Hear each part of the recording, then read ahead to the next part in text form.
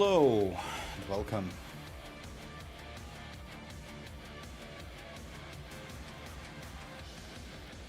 Tonight we have a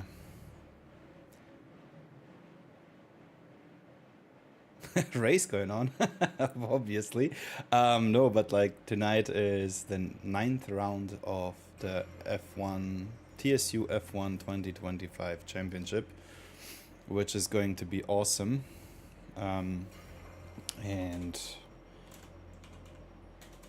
I think it will really be spicy because I believe due to the walls being close to the race. Hey Gyava, thank you for stopping by. Due to the walls being close to the racetrack, I think there might be some drama, but we will see. I hope, as always, that it's going to be smooth for everyone and that I can stay out of it if it happens. Don't want to get involved. And yeah, we will see.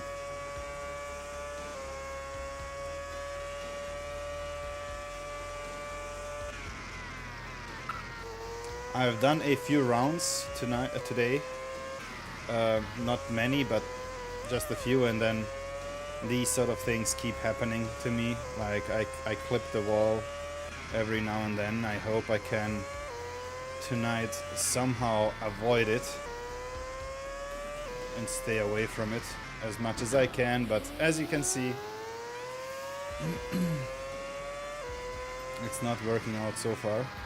But I'd say better it happens in the practice session or hot lapping server than in the real life thing. Another stress factor for me will be that I am I'm not sure if McVision is going to be tonight here or not. I believe he won't be there. So another stress factor is going to be how many players do we have, and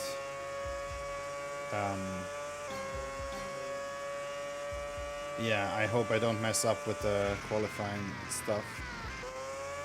I got the files from McVision, but you never know.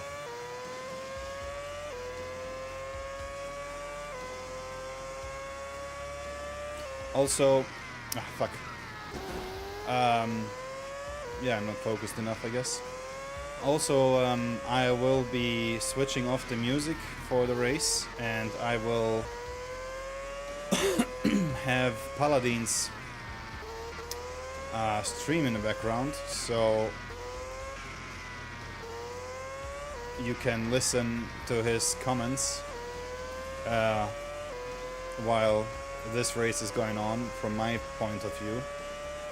I think first of all, thank you Paladin for making it possible and for giving me the permission to do so.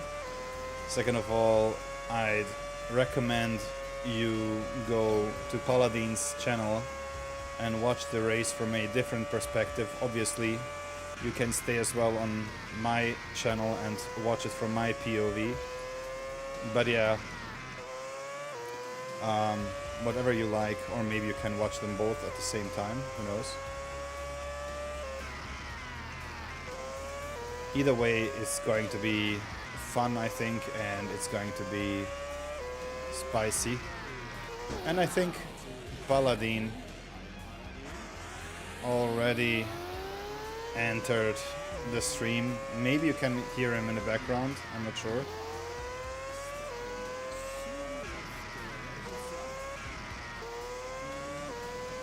I will definitely switch off the music after the race, or after this practice session. So let me try one more lap here around Baku.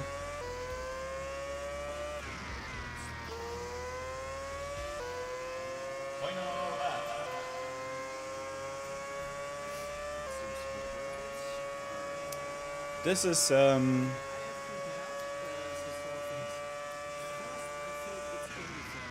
like, I can't believe we are already at round 9 for this championship. It seemed to me as if it was yesterday, sort of. I mean, obviously, it's not yesterday, but like as if we just recently started it, and I can remember every sort of race that we had, and the outcomes, and the drama, and all the other stuff. So it was quite an eventful year so far, and I'm happy that we have still many players around.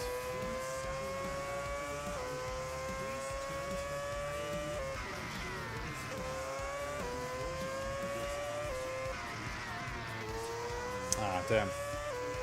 I lost out to my PB. Just by a small amount, though.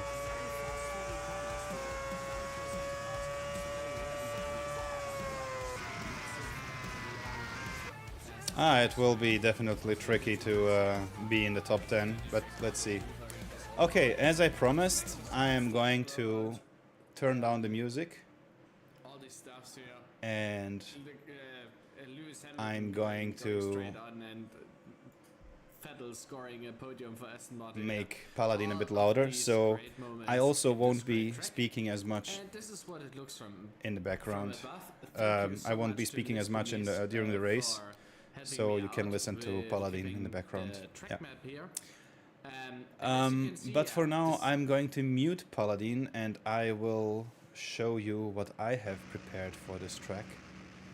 So, as I mentioned, we are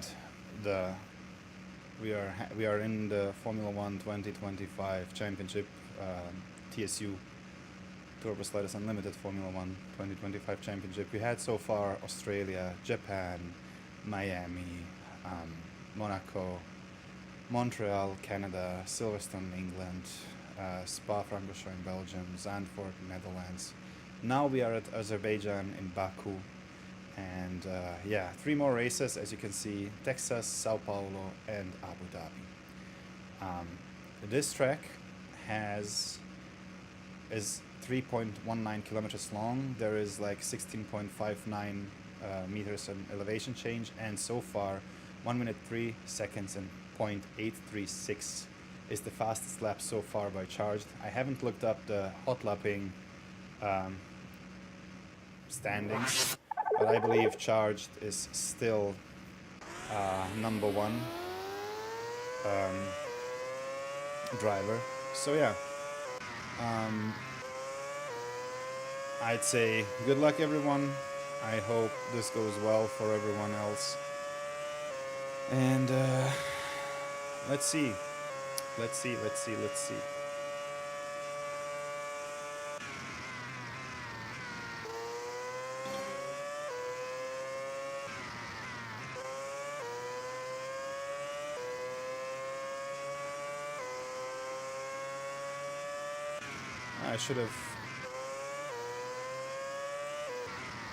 should have enabled Paladin stream there.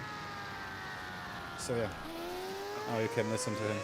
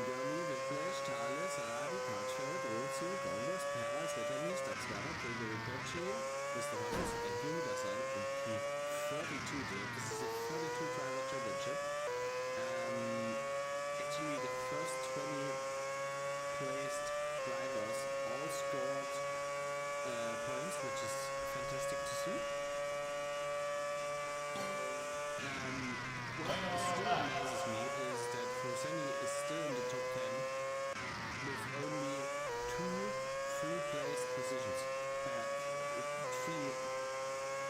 Free places, with 2 free places. Frosinone is still in P9. If he comes back, he might still have a chance of scoring like P6 or something like this. It's crazy actually. If you look at the Constructors' Championship, McLaren is in the lead, but only barely by 19 points. We have the Mercedes behind with 230 to McLaren's 249. Then we have Sauber, so the team that doesn't drive, so for example, Bennett or Ibiana. We have the Racing Bulls, Red Bull, Alpine, Ferrari, Williams, Haas, Cadillac, Aston Martin, and Audi. And interestingly enough, only the top 2 positions of every qualified car are considered for the Constructors' Championship. And I'm not quite sure how it looks on drivers, by the way. Bennett won't drive today. He wrote in, not in chat, but in, how's it called? In the Discord, he wrote that he just had his second kid, so congratulations to Bennett. I think I hope that he and his wife are having a good time. They can find some relaxation and have fun with their small kid. Joining their ranks now. I hope the kid gets a very good education in terms of race. Oh, McVision don't drive as well here, I just wrote, which is unfortunate for Sauber. So Igiawa, you have to hold up the green flag there. And you have to see if you can score some good points.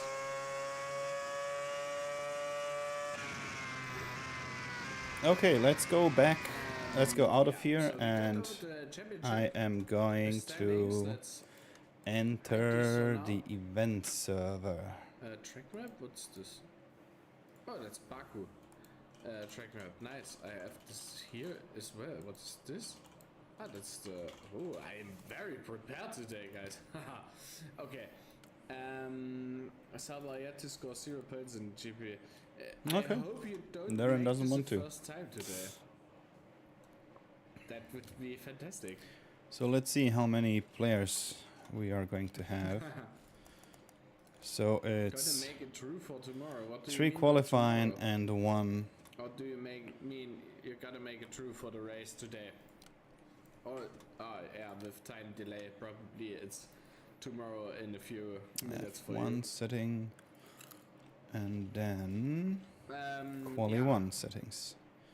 Just need to So the see. fastest strategy on hand is the Full one-stopper, ghosts, starting on mediums respawning. and going to hards with a pit window between lap 16 and 19.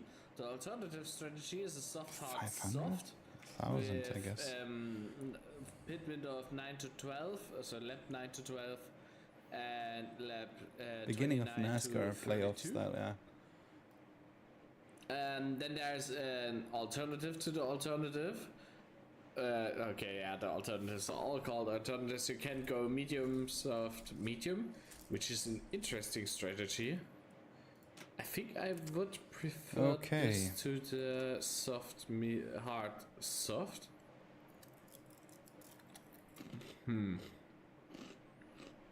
Is the... yeah, okay. I guess physics is fine. Yeah, I think I would, honestly. Drafting is off. fuel is But you off, can also timer is off, take pit. every kind of I'd say tire compound. always. So medium, soft, hard is also an alternative, or like iterations from that. Okay.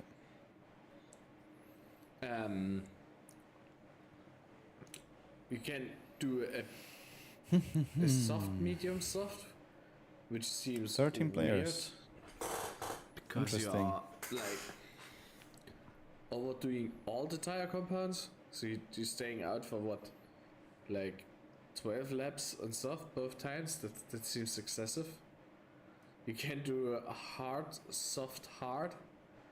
You can do soft hard, which looks interesting, but you have to really take a long stint on the hards. I mean, you could make up a lot of I a would lot think so, of yeah. space in the early laps, or you start on hard, stay out for a very long time, overcut a lot of the field, then come in and take the softs, also possible. But yeah, we are seeing it will be either a one stop or a two stop. I think most teams will take the one stop because it's simply safer. If I would be sponsored now, then Simply Safe would come out here now. I'm sorry, I am not. But no, I'm happy, honestly. It's a lot of headache to have.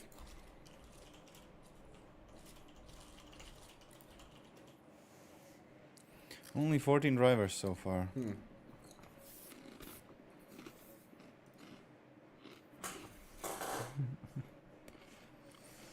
That's interesting. I would have imagined there's much more, but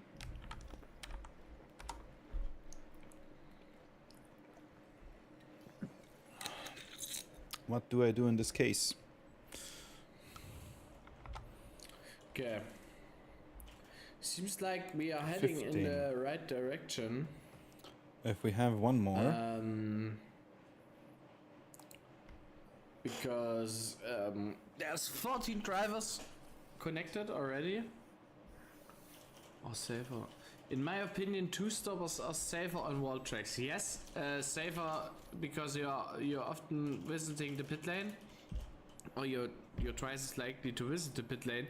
But I mean, in terms of real F1, you come in twice. There's twice as much of things that can go wrong in the pit stop, and honestly, this might also be the case for TSU because you stop incorrectly, or you get punted in the back, or I don't know, you press the wrong button, you choose the wrong tire compounds. A lot of things still can happen. So I think it's still safer to stay to have the one stop in general.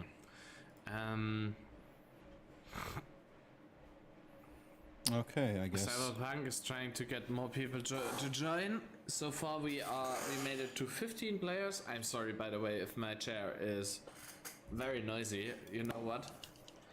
Let's do something smart. I am an engineer after all. And I recently bought some great universal oil, some ballast oil. And this is so funny. That's why I want to share it, because it's okay for the skin. It's biologically degradable. It's safe for the environment, and it's still like a good medium for like to prevent rust on metallic surface. This is not like a recent product. Ballistol is very, very old. I think Okay. 80 years at least. It's used as a weapons oil normally. And I'll spray some on my chair so that it stops squeaking so much.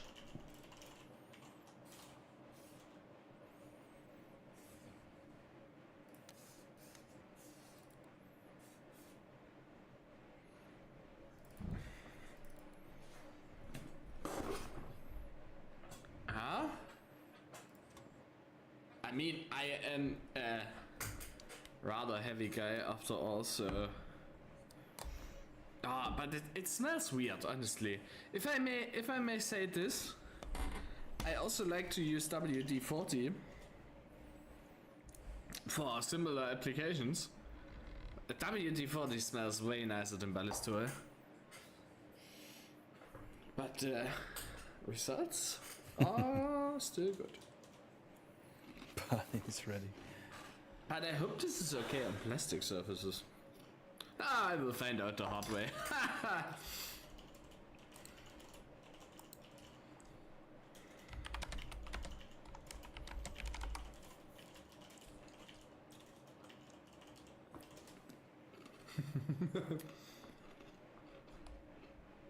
Hast die falsche Datei? No, we are doing qualifying 2. I think this should be fine. event. And then respawning should be 1,000. Okay. We are doing qualifying 2. We are starting with qualifying 2 immediately, McVision. Okay, there's still not a lot happening, but we should start. We have only 15 players, to qualify McVision. soon, which is only 4 minutes after 9, which is way earlier than I expected Wir it haben to nur be. 15 Spieler, 15 And I hope Fahrer. you can see everything. I think the audio should work. Yes, level is loading perfectly. Let's move this over here. And let's click here.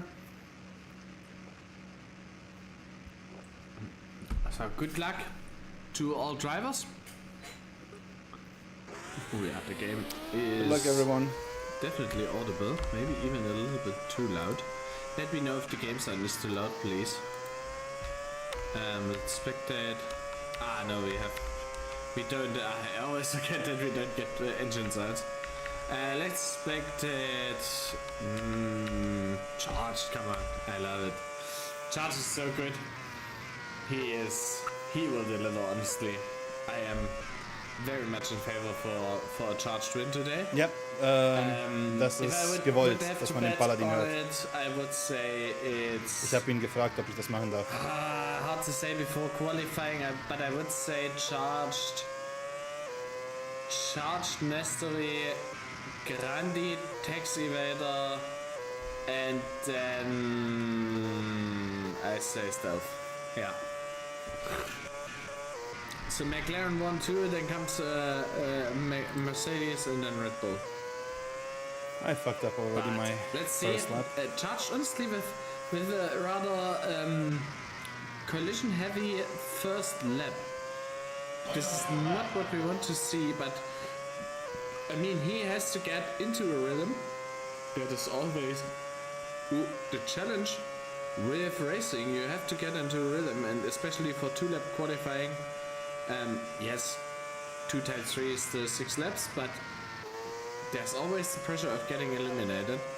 But interestingly enough, Charged still with the fastest lap out there. We see a couple of 104s, some 105s there. We see a lot of 105s Charged there. Again with a collision. You see how much he is on the limit of the track and on the limit of the car as well, of course. Currently Radi in P15. The question is, with only 15 drivers, is this still Q3 or just does everybody get a free pass and then we move on to Q2? Interesting to think about. Would be funny to see how this would be managed in F1 with a lot of cars. But yeah, like I am racing or definitely something out like of this. Q2. But anyway, This is stupid. that important right now. Just my own curiosity kicking Yeah, I'm out. in. Let's see if Charged can stay on course. This is stupid.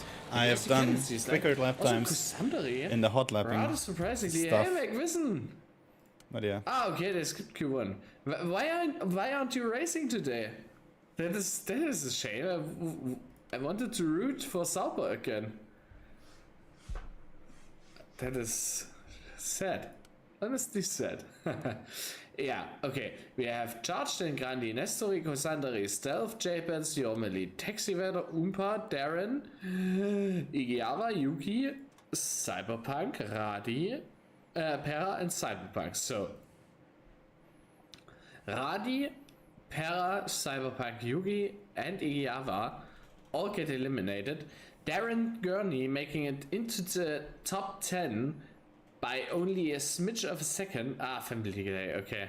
Yeah, that's honestly a good reason to skip. who needs to go? So Darren made it into the top 10. Also Umpa for Cadillac. And we have Taxivader, Yomeli, J-Bands, Stealth, Kosandari. Kosandari in P4. Radi, Pera, That is a welcome surprise, Yuki, honestly. I Igiava. would have not expected it. Radi, There's some stupid discussion going on. Better.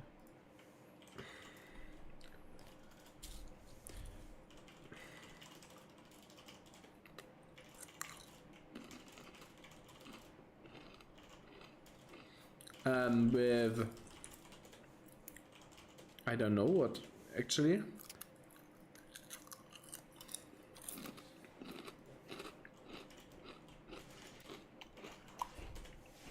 People getting told to move to spectator. Okay. Okay.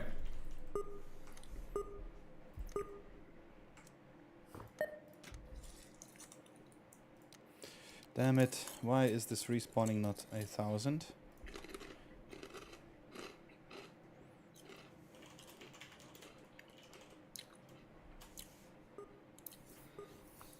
Okay, Taxi Weather said he had troubles with connection, but he's still in. Wait.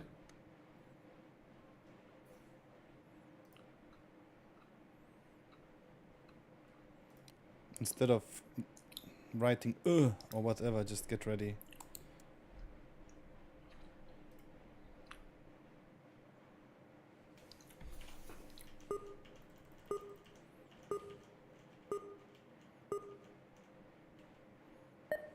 I would love to have the ability to just send in a video clip. Good luck, everyone. Good luck, J-Vans. I think this is Here going to with be like, quite interesting. calm yourself, gentlemen. From like Tango Unchained, for example. Okay, So far. we stay with charged once Charged more, I would mistake. suggest. Randy, I think, is that, or is that Stealth? Stealth went through without any mistakes It's so so amazing far. that you can take these last couple of corners, you can all take them flat out, but you have to be on point with your turn-ins, otherwise you will crash into the barriers, or you have to lift. But charged Oh, immediately. very aggressive first turn Ooh, for Umpa Charge. with a Charge mistake. losing a lot of time there, but he makes it up into turn 2 where Cassandri has a little fumble. I think that should be Grandi. No, it's Stealth actually. Charged braked a little earlier here and a little stronger, and therefore gained the upper hand on the exit speed. That was Damn, what very a interesting. huge And here gain is from where Charged. Charged with a little bit of the more opportunistic far, no one line, I went through think, with a little bit more advantage. And here, Slow down as far also as I could see. doing a little bit of a more aggressive V shape into the corner instead, compared to Stealth there. And even with his mistake in the very first corner, Charged still You manages can mute me and listen to beat Paladin. That's the Stealth same by quite thing, a margin. I sort mean, of. there's like one and Or a you half can cars now between them. Watch Very my close stream and between listen to J-Bands Paladin. I don't and know. Stealth, It's the same. and Stealth One is stream you thundering can right mute. now. But Nestori actually scores the You can fastest mute one lap stream right and now. watch both But together. honestly, I think You this have is due one- to you have then my point Charge of view. doing Yormeli with a mistake. a small Nestori. mistake I don't on know the what first happened to corner that Nestori cost there. him a little bit time there. Nestori could be. Oh, so here a little nick into the wall, but Yeah, this Nestori doesn't is slow pretty him down strong. Like, he that is very much, strong, I yeah. believe. And I then think- charged, following him Yeah, I closely. think he is fine. I mean, obviously the Ooh. collision cost a little bit of time, but not that Darren much with the compared slowdown, to probably? the previous Yes. lap. Had to And be. he is already And let's see. one J-Vans lap very strong so far. up to his J-Vans P5. old time. Good job. And he is also Charged, faster Nestori, in Stealth, Sector 2 Grandi. than his Damn. teammate. Super strong. And I guys. think this is Holy shit. crazy lap incoming. I think he will be able to beat Nestori here. Event. Yes, indeed. Only barely. What is Nestori capable of? Nestori doesn't find the lap time to improve. Stealth in P3, no, Grandi in P3. Stealth P4, Umpa P5, Taxi Vader in P6, which is impressive.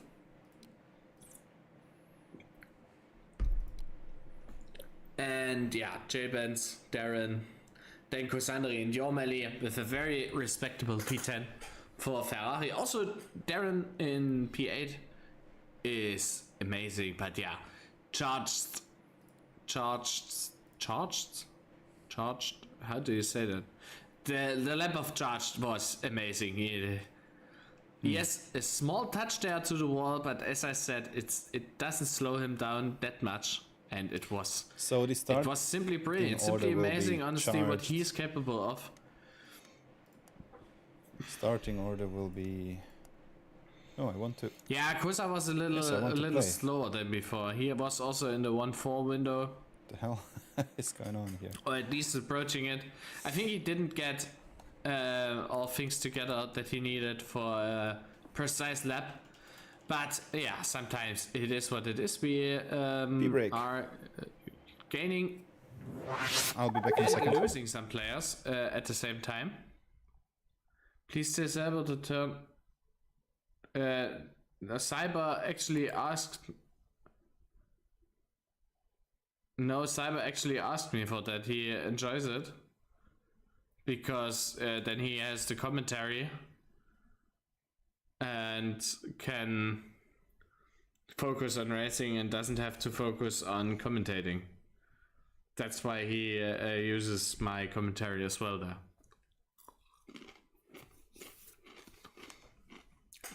Also, if you are watching two streams side by side, then you can just tell him in his stream chat, I guess. No, I'm fine with it, honestly. I found the idea a little weird at the beginning, but it makes sense. Because, my cousin, you know how it is. If you are driving and streaming at the same time, you are either not doing a good job streaming or not doing a good job driving, and there with this okay, yeah, that's also a nice solution, technical solution for a design problem. Okay, P-brake. Grandi is already congratulating the McLarens. Is this the decisive victory that the McLarens need? Is the question.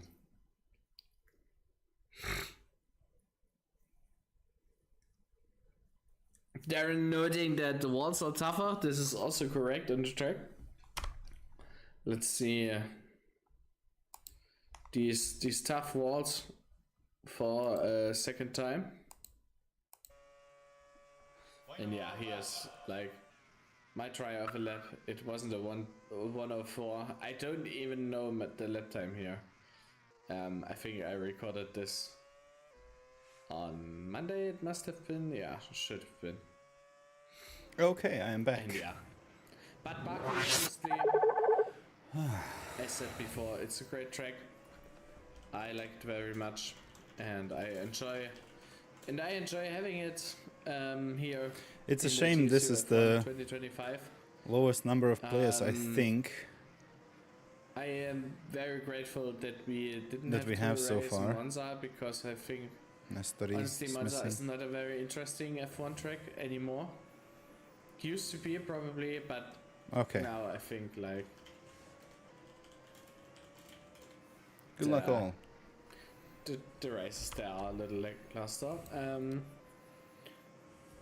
We are slowly approaching a state of readiness. Darren is still saying that he needs some time, so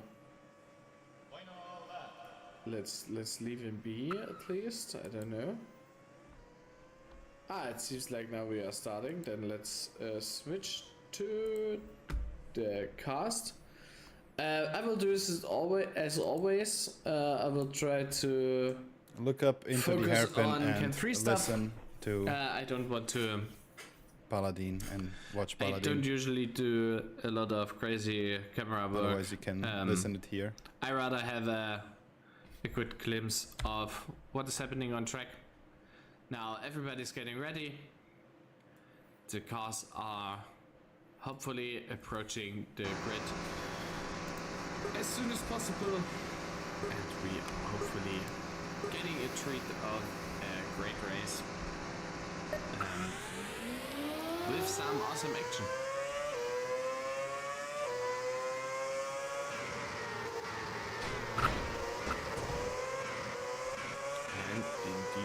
seems like it.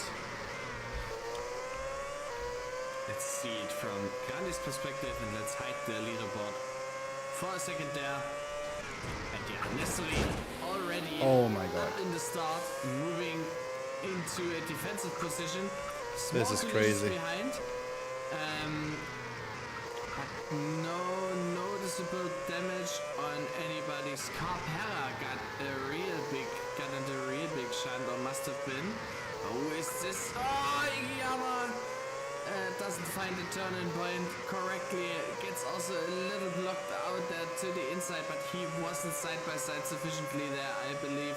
So that's why it is hard for him. And Taxi Vader with a little trouble, maybe he caught a slowdown. Now he definitely got one, but he can keep his position for now. Darren in P7 with a very, very good move. Starting from I should have P8, given that position back to making it Igiyama. up to P7 for now. Jabin's in P6, getting a little bit of a nudge there in the back.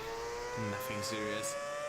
And oh yeah, Hera getting close to Cyberpunk, who finds himself on P14. Radi seems like he is having some trouble. Igiyama there, making his way back, and now on the long straight. Will we see any overtakes? And yes, that is Darren trying to make it past Jabins, but Jabins has the return call already open. Oh, it's set. Yeah, I always forget that I can't debug physics to see the draft. And it seems like a lot of always these collisions there on the turns. Okay, what's happening at the front? I dare to say not very much. Josh is already like a second to Nestori. But let's see if I can know that this. Ah yeah, now it's correct. Okay, now you can see the gaps that each driver has to each other. So the two Mercedes are actually The two Mercedes are actually very close to each other. We have Umpa behind in P5, who's doing a fantastic job. So far, Charge is on mediums, Nestori is on mediums. Grandi Stealth is the only one starting on hard in the P5 because Umpa is as well on his mediums.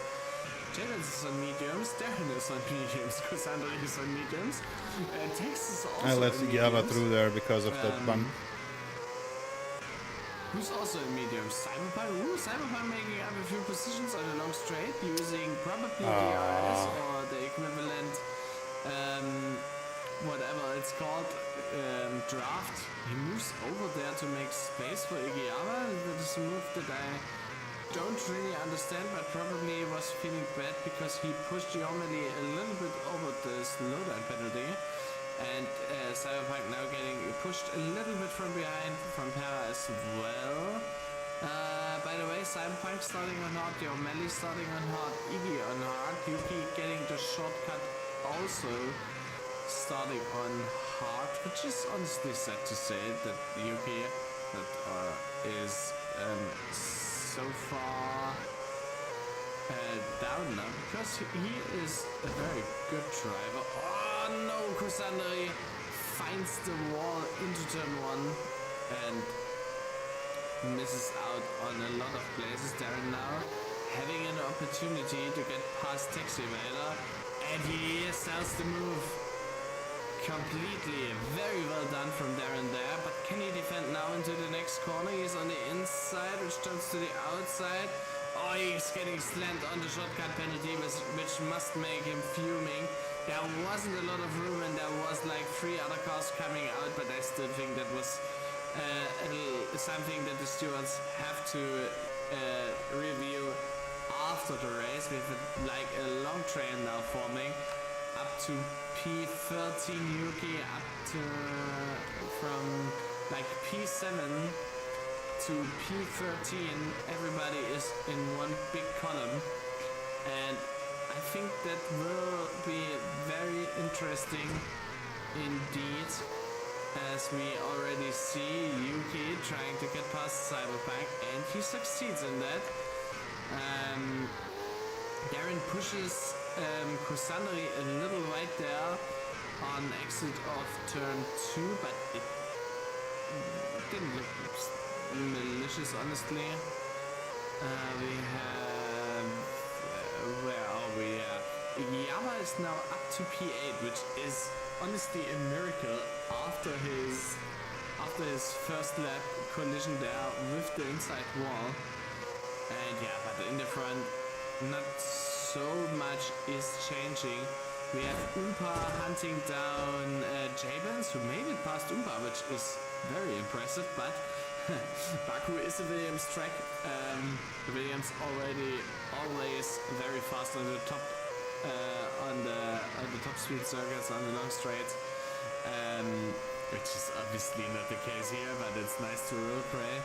And Jabens, having struggled a little bit through the last couple of corners, he now got overtaken by Umpa, but I think this battle for position isn't over yet.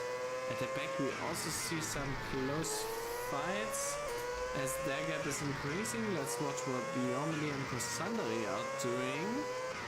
Well, not so much it seems.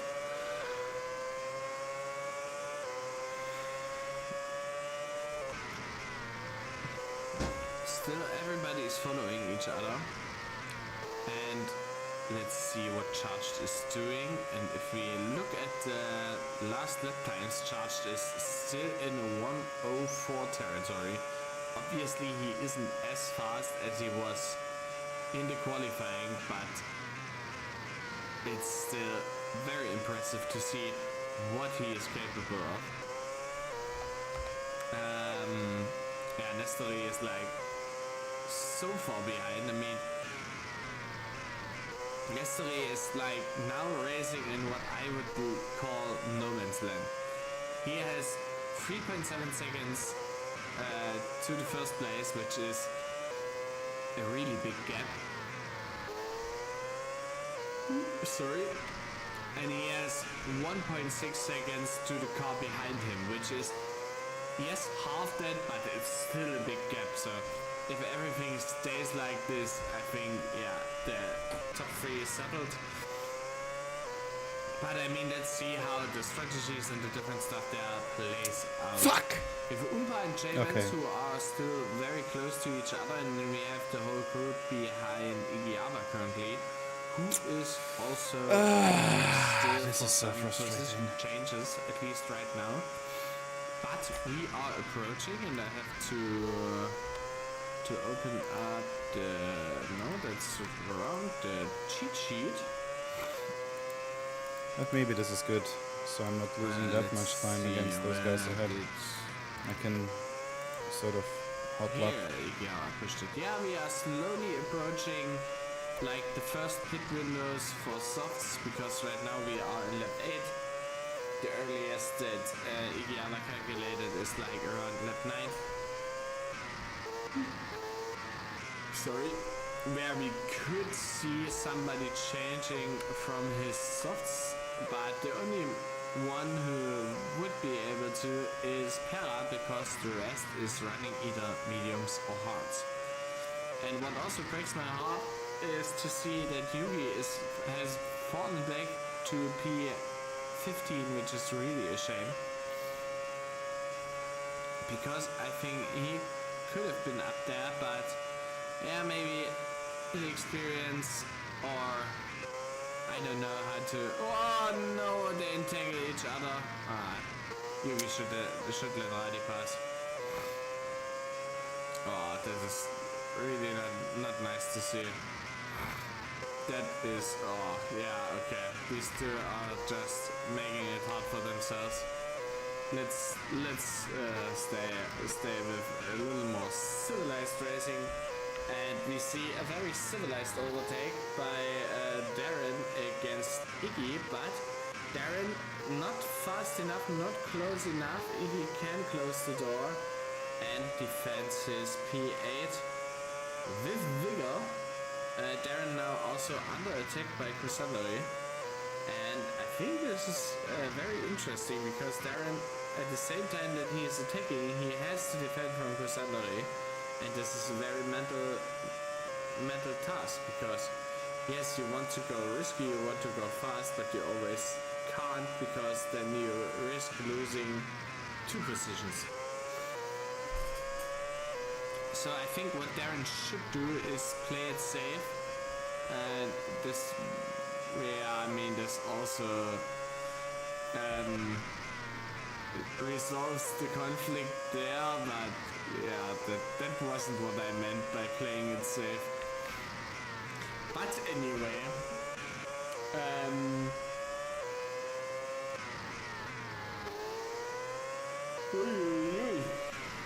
J-Benz and Umpa are, I don't know, maybe J-Benz is struggling with tires or having some other troubles, but J-Benz really can't keep up with Umpa's Cadillac here. Umpa is a little too fast for him right now to catch up. They are both on the same tires, so I don't see a real reason why J-Benz should lose out by that much. I mean, he was much closer before, and of course there were some mistakes, we saw that, but it's not like, not impossible for J-Benz to lap faster than Umpa. But it is what it is, it seems like. I think, I'm not quite sure. We have still 4 seconds behind Gandhi, 4 seconds in front of Umpa. So Steph basically can do whatever he wants right now. He won't close to get too much, but I think, I don't know if it's the track or the cars or the interaction between each other, but it seems like our F1 drivers here are, yeah, let's say, they now realize what challenge they have set upon themselves by competing here today in this lovely Thursday evening in this race. But nonetheless, up front, Kandi and Nestori are still reasonably close. 1.7 is a huge margin, but holy snakes, man. Charge is now 6 seconds ahead of Nestori. Previously it was like 3.7 or something like this when we last checked on Charge to see, hey, Charge, are you still doing alright? Yeah, no, thank you, I'm doing fantastic, Charge says, and does probably one crazy fast lap after another. Yeah, his last lap was a 1:04.9. This is faster than most people did in qualifying. It's unbelievable what Charge is capable of delivering here in this very championship. He is right now simply the best player, and he can very much play in the big leagues. Guys, I'm sorry if I'm a little tired and less energetic today, but this week at work is a lot of stress. We are approaching the end of a very important project where I'm heavily involved in, and it's just been a roller coaster of emotion from day to day, and I have to get up very early. I come home late, and I am obviously a little sleepy right now already, but nonetheless, we have good racing action on our hand, although the action itself currently kind of focuses more about like the strategic aspects of racing rather than the all-out brawls. But speaking of brawls, we have Inyava being very close to Kusandari. We heard some dinging in the background. Taxiator must have found that there are still walls around the track, which is obviously something that you could very well hit. They're now making the approach into the end of sector, or into sector 3 here, but getting a bad exit there out of the caster section, joining the new town circuit, whatever it's really called. I have to adjust my headset a little bit. Yeah, and he's not close enough. Igiara still behind Kusandari. Oh, Kusandari there with a little bit of a mistake, and I think that should be a good opportunity for Iliana to try to sell a move there. But honestly, Kusandari is doing a very good job of keeping his position still, and obviously overtaking is not easy here. You can overtake very good on Come turn on! one, sometimes turn 3, but we just saw all these opportunities pass and nothing happens, so it's still very demanding. You still have to put your car in the right place at the right time to deliver a move here. But Kusandari, that's why. Okay, Kusandari is on mediums. The mediums are slowly disintegrating, and we might see some pit stops. And indeed, Umpa coming into the pit stop, into the box, getting a fresh set of mediums. We have Cyberpunk here fighting Yardley. Cyberpunk normally both on hard, down on P9 currently, dishing out some justice or injustice depending on how you see it against Just not my race today. Somebody got overtaken by Iliana. That is good thing, probably into turn 1. Because we missed it, because I was too much occupied with seeing who comes over on track.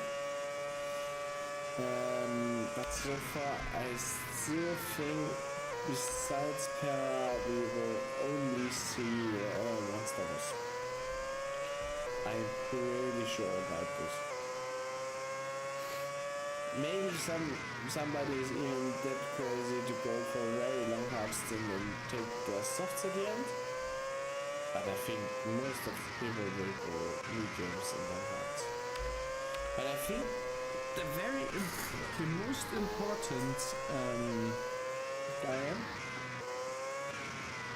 Nestori in charge, guys, Nestori in charge right now. I'm very interested to see when they decide to come into the pit lane. Because we are like now past the 16 lap marks, but it seems like Charge is staying out, and normally, yeah, so is Nestori. Currently still his hard tires still should stay out. Jabin's got very old medium tires now.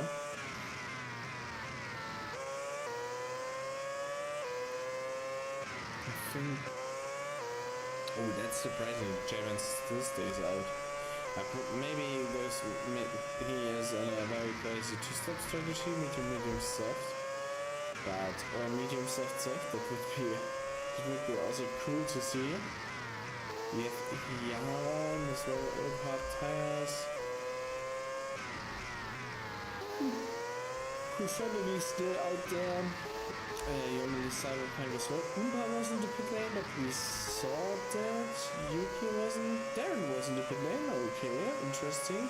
Just this lap. Also Taxi Rider, who's not behind Darren. Maybe Darren was even a lap earlier than Taxi Rider, so Darren must have undercut Tax. Para also already got rid of his softs, now onto mediums. But I think Para will come again into the pit lane. He has to, I think tires won't last. I mean, we see here with Charge, Charge is probably still delivering crazy. Well, a 5.8, yeah, so now it's getting very slow, and I think we now will see definitely a tire change, because 33% left on the medium is insane, basically. But the problem I have with judging this correctly, and Judge, yeah, he goes by it again. I really am surprised by that. Necessarily his teammate comes in. He has had enough of these true medium tires. it. Grandi in the pit lane as well. But the rest of the field stays out. Both choose a hard tire.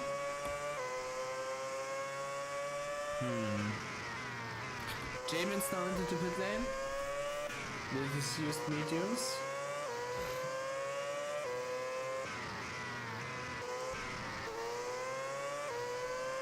Also going too hard, so yeah, that's most likely the one stopper.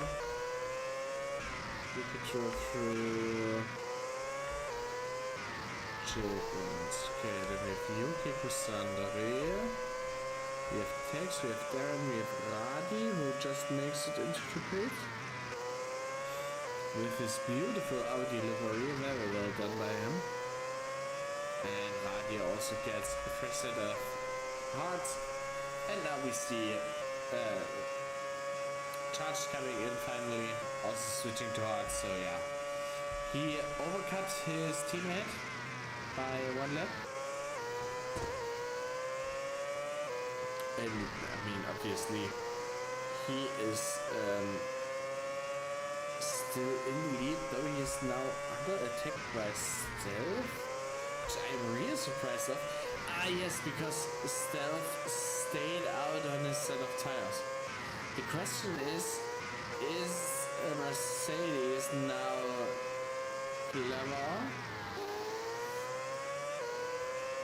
and uses Stealth to raise Charge for position, but no, it looks like he has not a lot of chance to stay in and fight here, because his tires are just like, no, they are giving out properly. I mean, you can drive these hearts probably another 10% or even 15 if you are especially desperate. I would add to this, but yeah, then it's slowly getting frustrating. But maybe Stealth can surprise us. Maybe Stealth pulls out the very alternative strategy with like a long stint on hards at the beginning and then a stint on softs later on.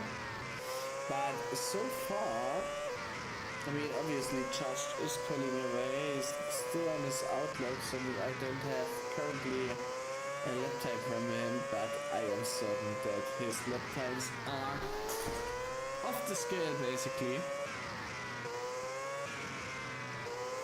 Oh, small collision behind. Maybe someone kissed the wall. I am not sure right now.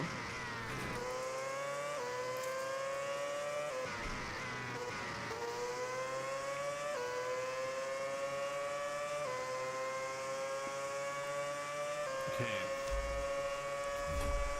Let's see what Charge is capable of. A 140.9. A 1049. That's what I wanted to say. Which is not his fastest lap, obviously. But he is still with the slowest tire. He is only 0.5 behind this, which is fantastic. And he probably will improve the next couple of laps. Naja, honestly, so far... Ooh, Charge.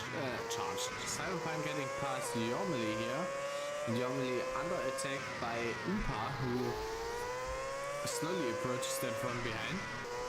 If you ask yourself now, hey, at the start, Yormley and Cyber were so far behind, how did they make it in the P10? Or not so far behind, but they were definitely not in the P10. At least Cyber wasn't. And both of them haven't stopped yet. And I am very surprised to see when they stop, where they will come out. But right now, honestly, yeah, it died a little down. I mean, obviously there is a gap between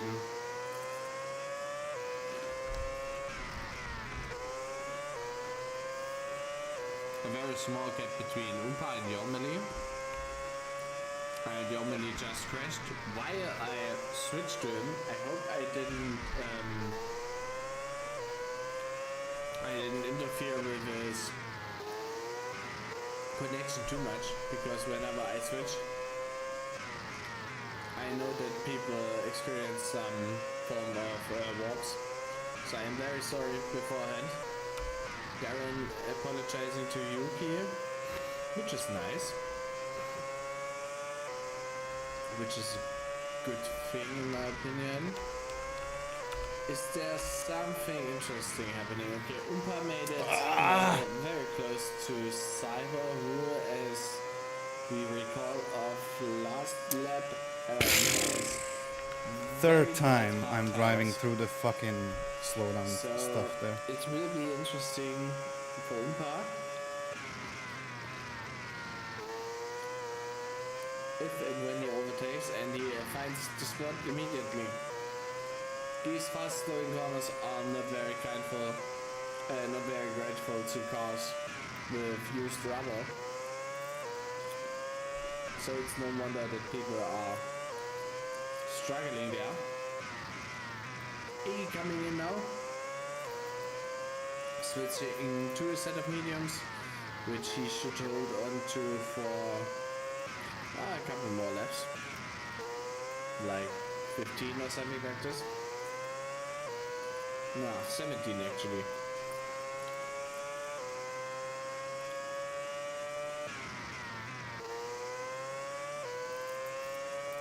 Yeah, that should work out for him.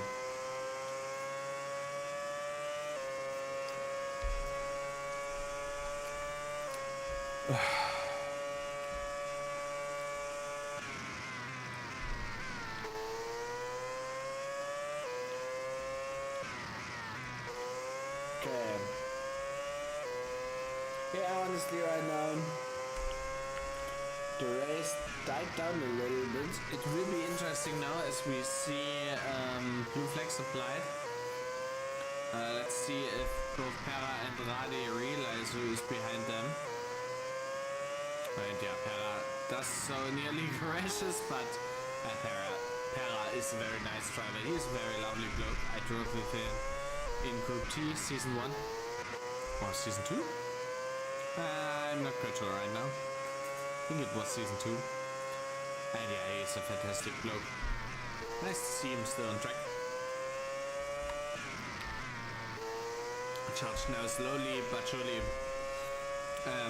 making it up to Rade,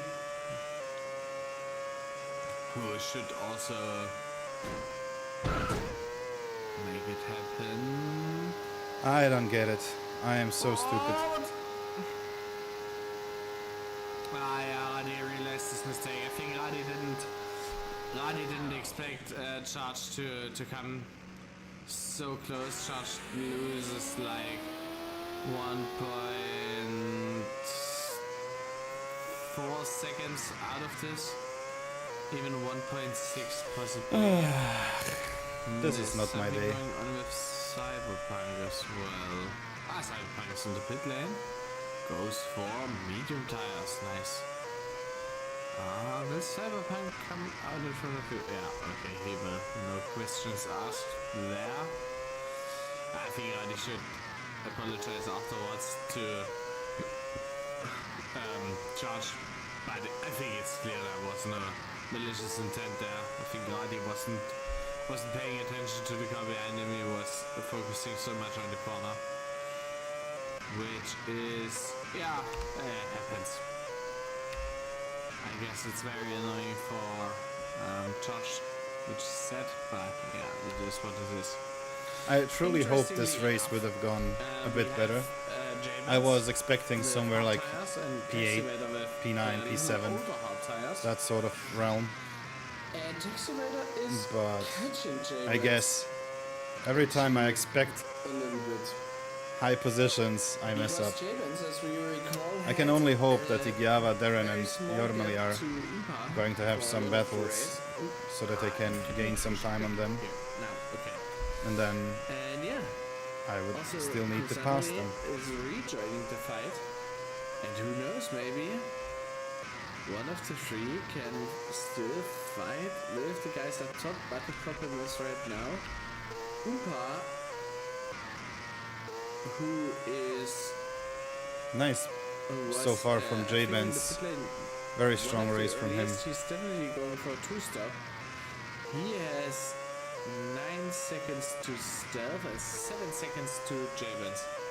So, yeah, honestly, this could be interesting. 13 seconds to Jabens, so if he doesn't make any big mistakes, Because Umba definitely has to pit another I side. won't be able to get him. I think he goes. And he will have some mega points there for him, which which is quite well there. Nice.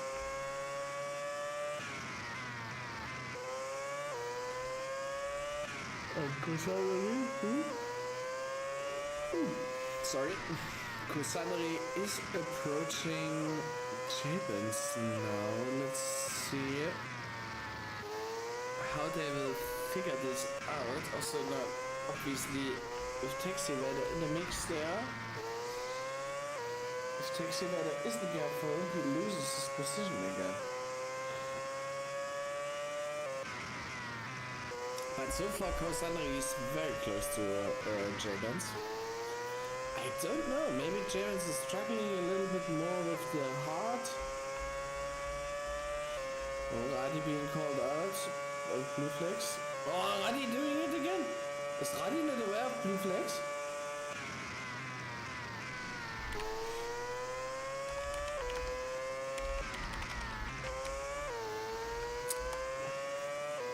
Yeah, my race is bad. I think so. There's twice ignoring blue flags. That's not looking good for Radi from a spectator point of view. He's rather new to racing, to racing with us, but this is a little bit over the line because he did it twice. I think he gets some warning for that, or maybe even a penalty, which I hope not for him. But I mean, it is clear how to behave at blue flags. Okay, Kusanari is still behind Jabens, and I can't understand why. He was so close on the rest of the lap, and now he fell back again. I don't get it.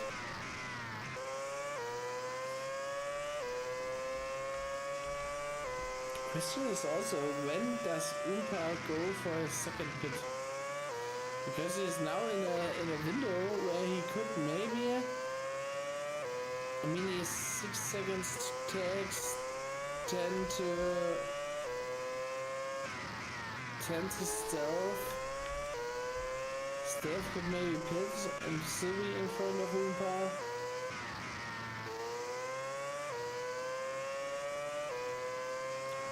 So it's hard to say.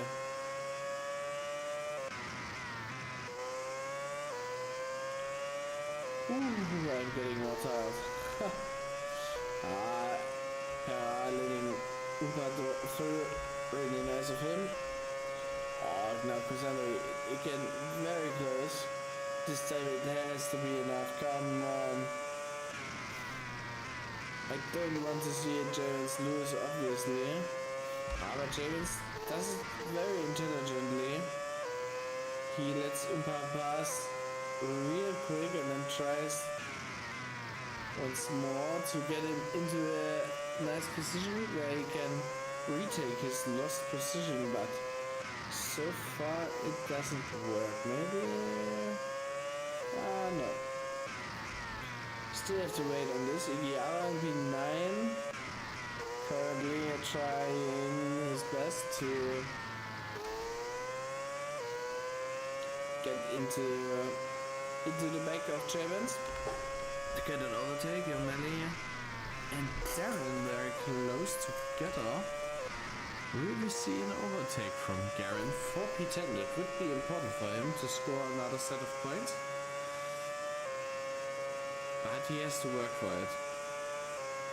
And Yomeli doesn't make it easy for you, I can tell that. He is very determined to keep his line, to play it fair, and to have a great fight. But I think this is what we will going to get. And Darren coming really close with the slipstream that these cars allow. We saw Umpa exiting the pit now, but I don't want to get from this. Don't want to get back from the great fight we are seeing. But surprising that Umpa ended up in P11 after that, so behind these two. Well, Umpa lost a lot of time fighting against out of the pit. us there.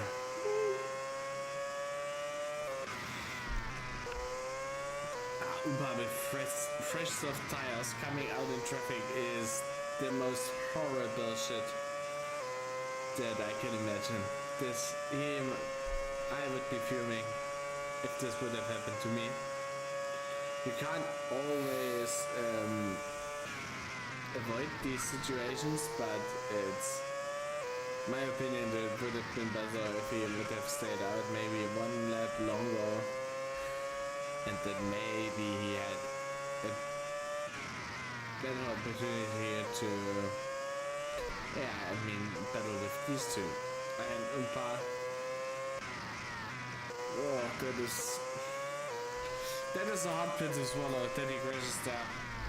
Now his race is truly getting a challenge, honestly, because he now has no chance anymore to make it big or something like this. Now it's damage limitation.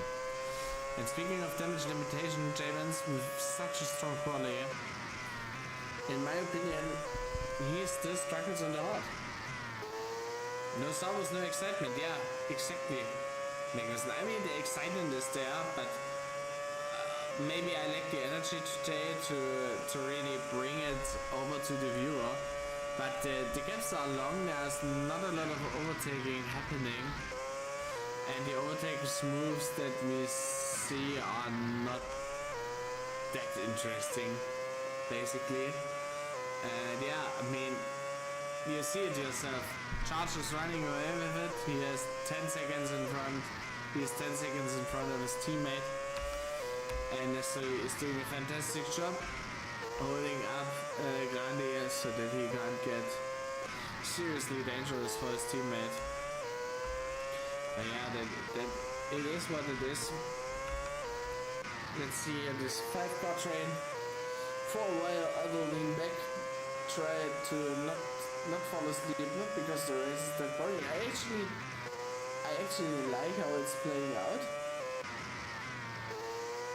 but it's a little underwhelming. It's a little Kelly Antonelli, little underwhelming in the words of Toto. And do I have to say any more of this? No servos, no excitement. That shows us servos are where the excitement is, but sadly sometimes it is very negative, the excitement that we get. And with his crash there, Iggy out fumbles back to P10. Javens there, snatching not a position but lapping who's the para. But Umpa from his mistake recovered to 10th, which is nice. Darren in P12 currently. This surprises me because Darren had a solid qualifying. Darren is also in the 2-star. So Darren now has a good opportunity to make it, has created himself an opportunity where he can make it to the points. But so far it's looking very, very unlikely, seeing that he has like still 3 seconds left to Cyberpunk, who is on rather okay mediums right now. Igala trying to get past Umpa. Umpa must have passed him after his crash, I guess. Umpa here breaking the toe, at least partially. Iggy trying to size up Umpa, but it doesn't work. Umpa is just too good right now for Iggy. again Uber on fresh soft tires, so he has the grip advantage, he has the pace advantage right now, and this is what makes it so hard for Iggy to keep up with, even though he still has like 50% mediums left, or 57 rather. Yeah, Umpa with his softs, yes, they are degrading very fast, but I still think he can maybe even get past Yamani there again. Germans is now also racing in a very lonely spot. There are not a lot of cars around him. You see the Alpine of Cosanari in the front and well, nothing in the back. Thank you, Pera. Maybe these two, yeah. Oh, I'm getting so tired today. It's crazy. It's actually crazy, and the action is not bad. I mean, it's no. I don't know. It's not a destruction derby or NASCAR race, but it's still cool. It's just time for me to go to bed, I guess. Oh no. Darren is getting even a slipstream from Pera. Okay, what else do we have on track?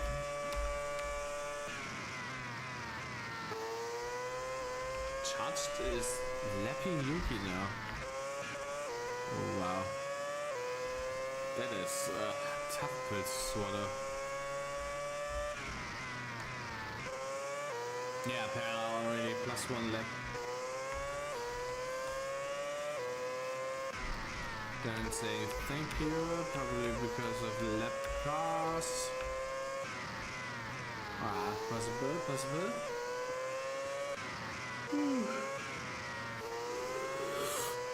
Come on, guys. Get into the accident. Where is pace car necessary when you need him? He's racing himself, I guess. Oh yeah, come on, Umpa. Do it. 61% soft though is still on the brink of. Yes, these tires won't make it through the night. Is that Igiama? Okay. It's very, very close that he loses his tire advantage and then Yameli can pull away or defend successfully. But so far, still he is faster on the straights.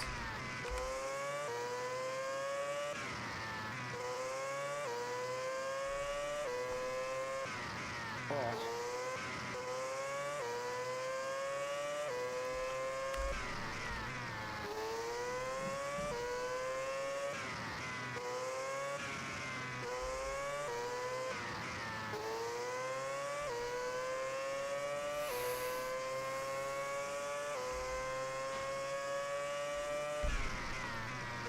Come on, Umpa, come on.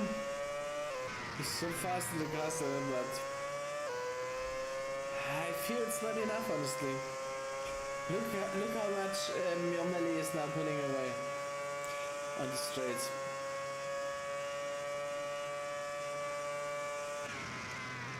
Oh yeah, okay, now it's definitely getting away. Oh, I messed it up. Ooh. Well, sleep stream incoming. No, I wouldn't do that. Never. It's real. Ah, yeah, come on. Final lap now.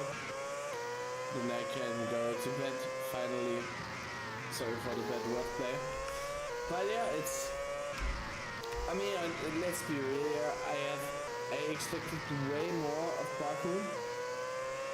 But we had such a race already this once here, where I thought, oh yeah, that's a backup track in real life, and then nothing happened. But I can't think of the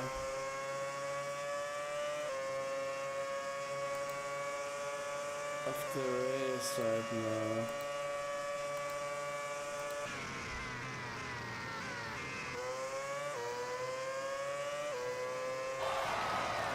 Is it Montreal?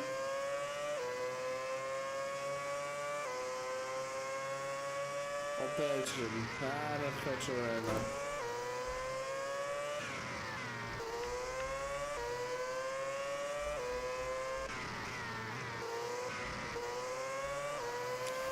Charles brings it home.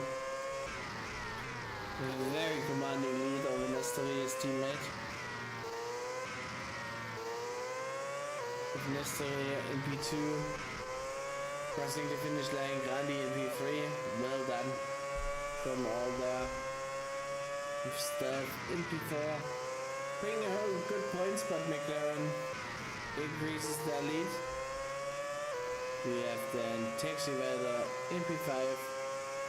Oh yeah, Stealth, sorry, I forgot Stealth. P4. It is Mercedes. Not quite sure if I said this. Then we have Taxi Weather in P5, who still doesn't make it over the lane. Now he does, it's crazy. Yeah, Jamin's P7. That was close.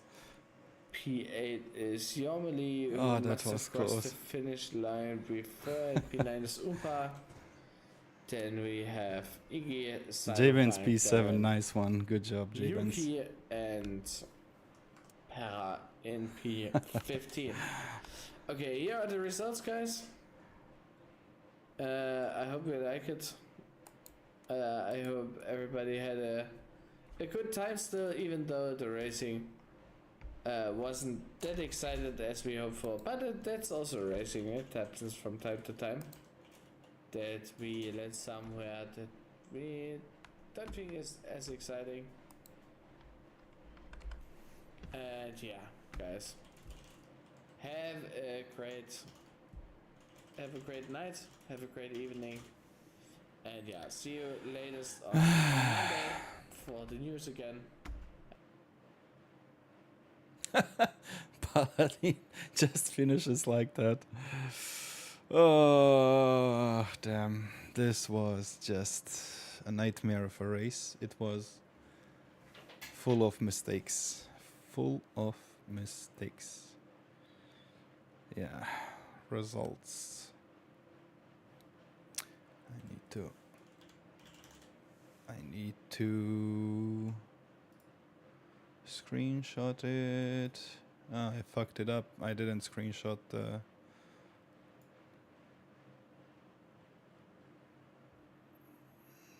copy. And then let's go into the voice channel.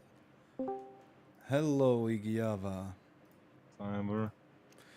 I gave you the position back after like 2-3 laps or whatever, and before the castle section. I was sorry. I was looking behind and I looked like, you know, you were there, and then I thought like, okay, I have to give him the position back. Yeah, I don't want to risk a penalty or whatever, because the race was shit anyway. At least Sauber gets to continue streak of earning points. Yeah, I mean it was close towards the end, to be honest. Yeah, I completely tilted after that one incident. Okay. My race crumbled there. Yeah, mine, like, yeah, my race sort of went away like in lap 1 and 2, and then I had 3 or 4 slowdowns. Yeah, me too, Darren, me too. I had 3 or 4 slowdowns, which definitely didn't help, and it was sort of like, and I knew immediately, like when I was looking at the timings, it was like to J-Ben's only 8 seconds, and I was like, okay, this is still fine, this is manageable, this is doable.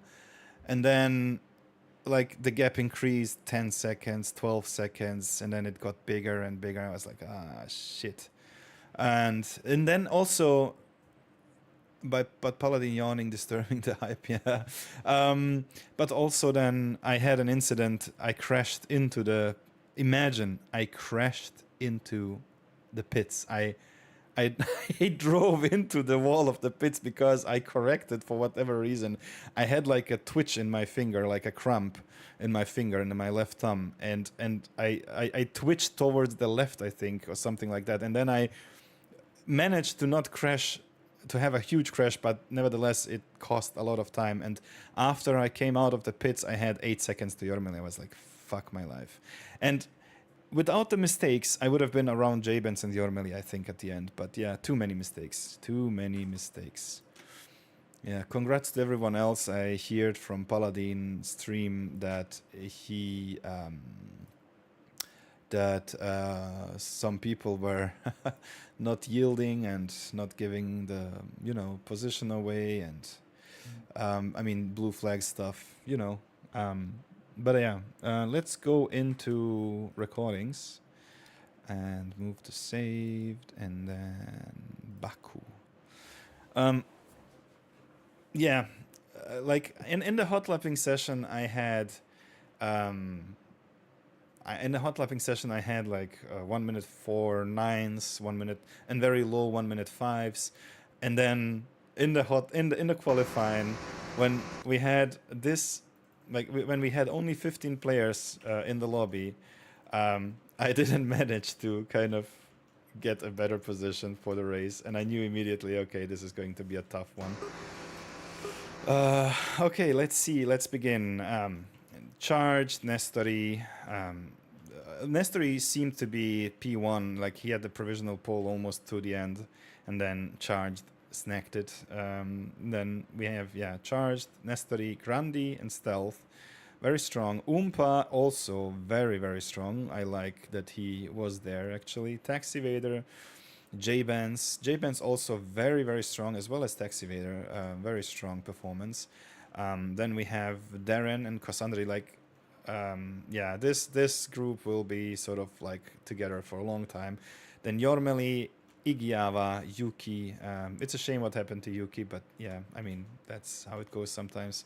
Myself in P13. I should have known P13, even though I like the number.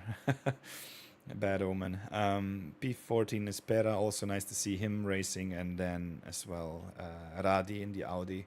It's a shame that again we haven't had many players due to some other obligations. First of all, congratulations to Dremet for becoming a second-time dad. Also, yeah, congrats from everyone, I guess. And then as well, some other obligations, some private matters by some other drivers, and some drivers didn't show up, like Whiplash and Thales. I haven't seen them for some while. Yeah, I mean, let's see. I raced up to you, Cyber, then I got a slowdown. Yeah, I saw that. I saw the slowdown. And to be honest, you got a slowdown, and then towards the end as well, you got like some minor crash. But yeah, let's go ahead with the race. Let's see.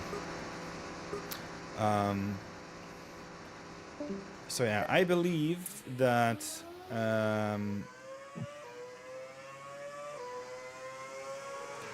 the first lap wasn't as bad.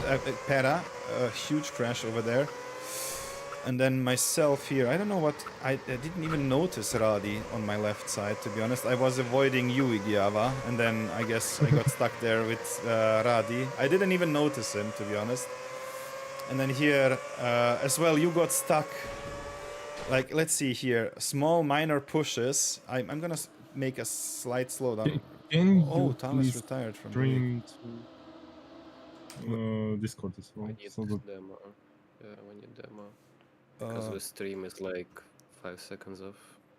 Oh, only 5 seconds. yeah, we don't see what you're discussing. see what you're talking Yeah. I know. I will stream to you guys as well in Discord.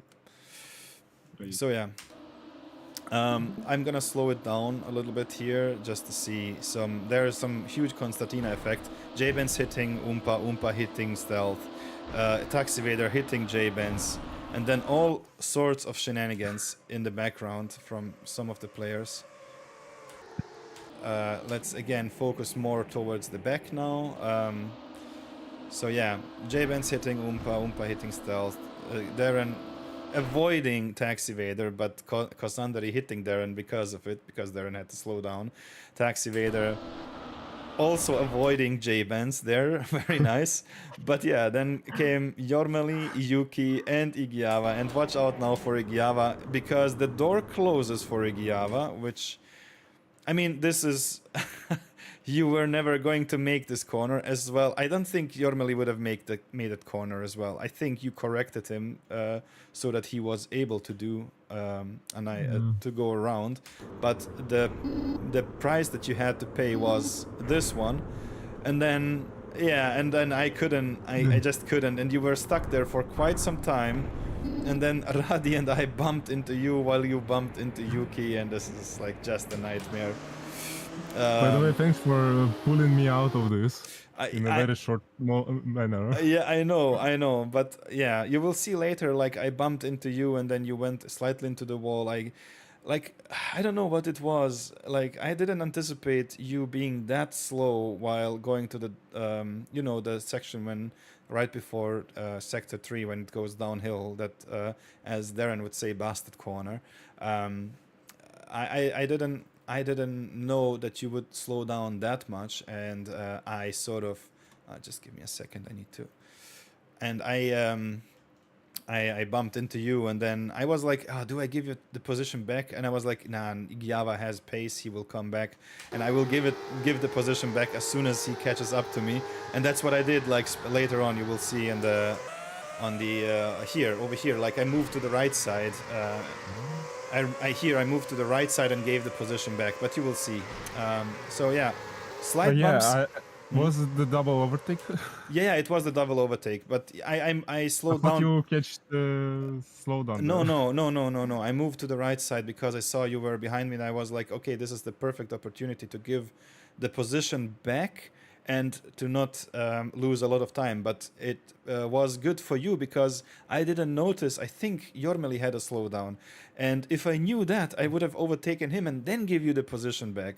But I messed it up, and you had a double overtake, I think. And then here, I think Yuki, Taxi Vader will have a slowdown penalty over here. Yeah, definitely slowdown penalty here. But I think this slowdown penalty is not hurting as much because it's a slow section anyway. And yeah, Jormeli, quite the good start for him. And then yeah, this silly train behind him. I think here, this was the moment where you sort of, where I bumped into you, and I was like, shit. I really didn't like, but you bumped into, that's the reason, you bumped into Taxi Vader here slightly, and you had to slow down, and that was the reason why, no, not Taxi Vader, but Yuki, it was Yuki, sorry.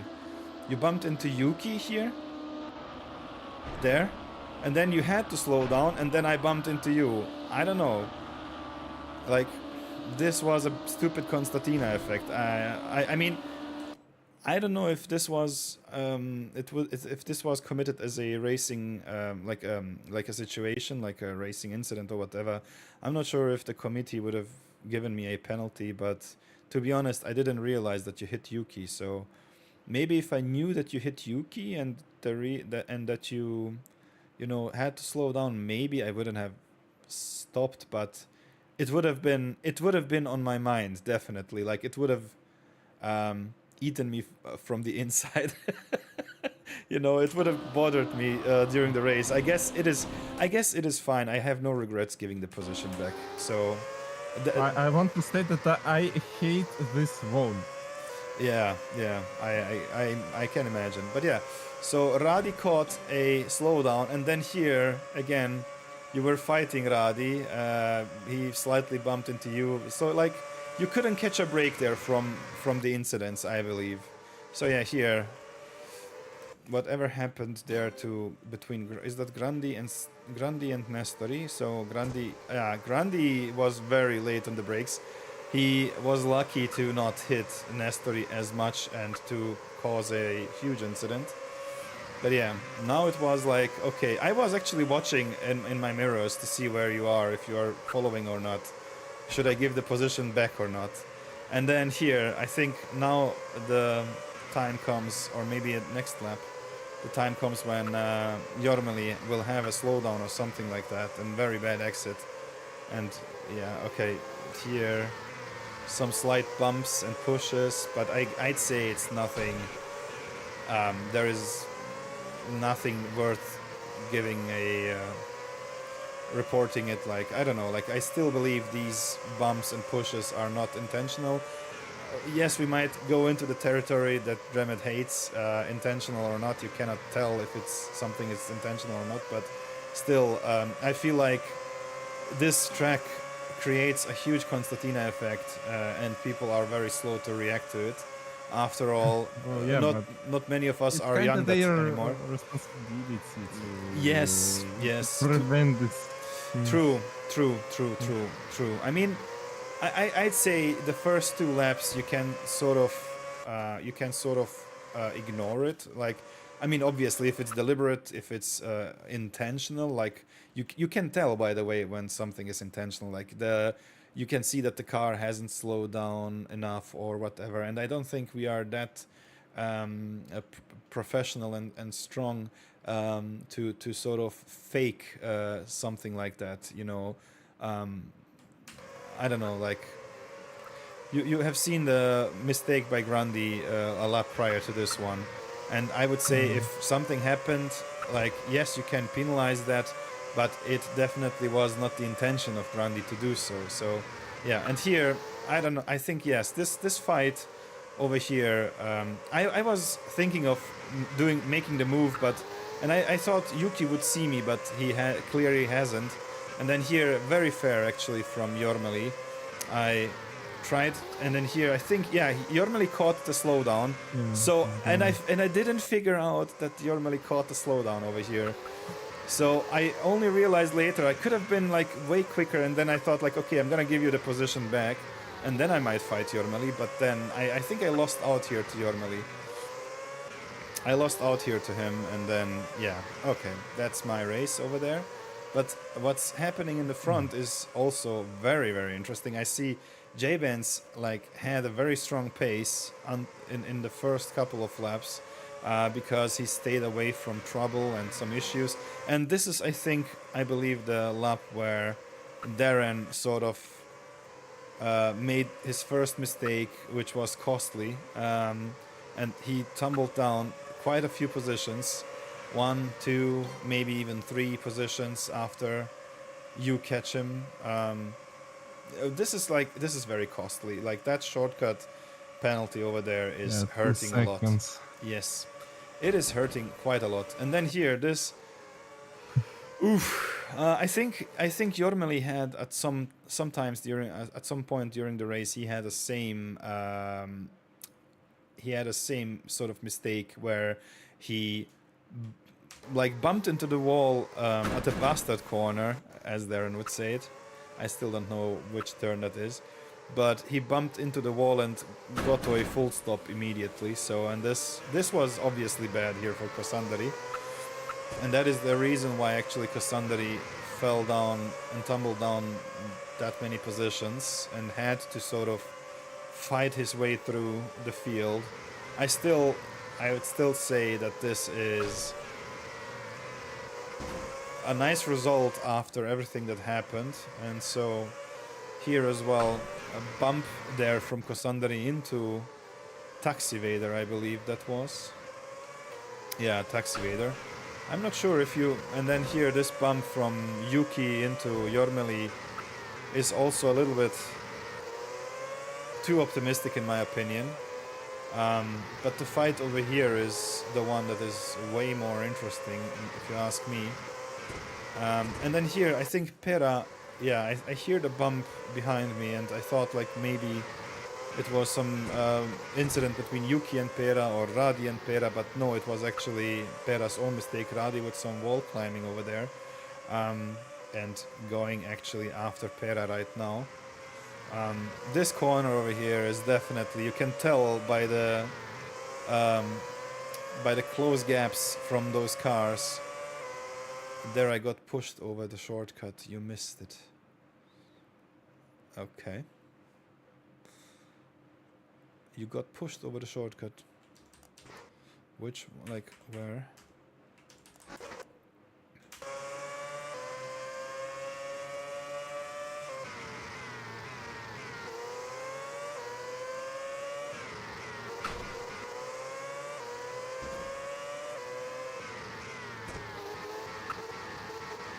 I mean, phew, yeah.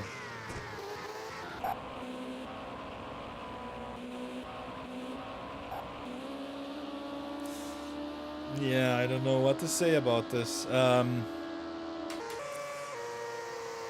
It is a push. It is a push, but also you were sort of on the outside, and you could have like you could argue. One could argue and say like you could have seen that coming. Also, the inside car should have given you more space, which would have been fair. Can you describe this incident? Hmm? What? So he goes for a gap. That doesn't exist. The corner before he gets quote unquote pushed out. Mm-hmm. And he just smashed into the middle of my car, so I'm not on my line. How am I supposed to make the next turn? Like, yeah. like well, here I'm ahead. Yes. Clearly ahead. Yes. Yes. He's not making the corner with his line. Yeah. Like no. So yeah. Yeah. He Okay. bumps me, and that's why I gotta take this line. I can't go any. Yeah. Well, if you look at that way, like if you look it from this point, like onwards, then yes, both drivers are sort of saying that was intentional. Like all drivers were at the have done a mistake over here. Like Darren,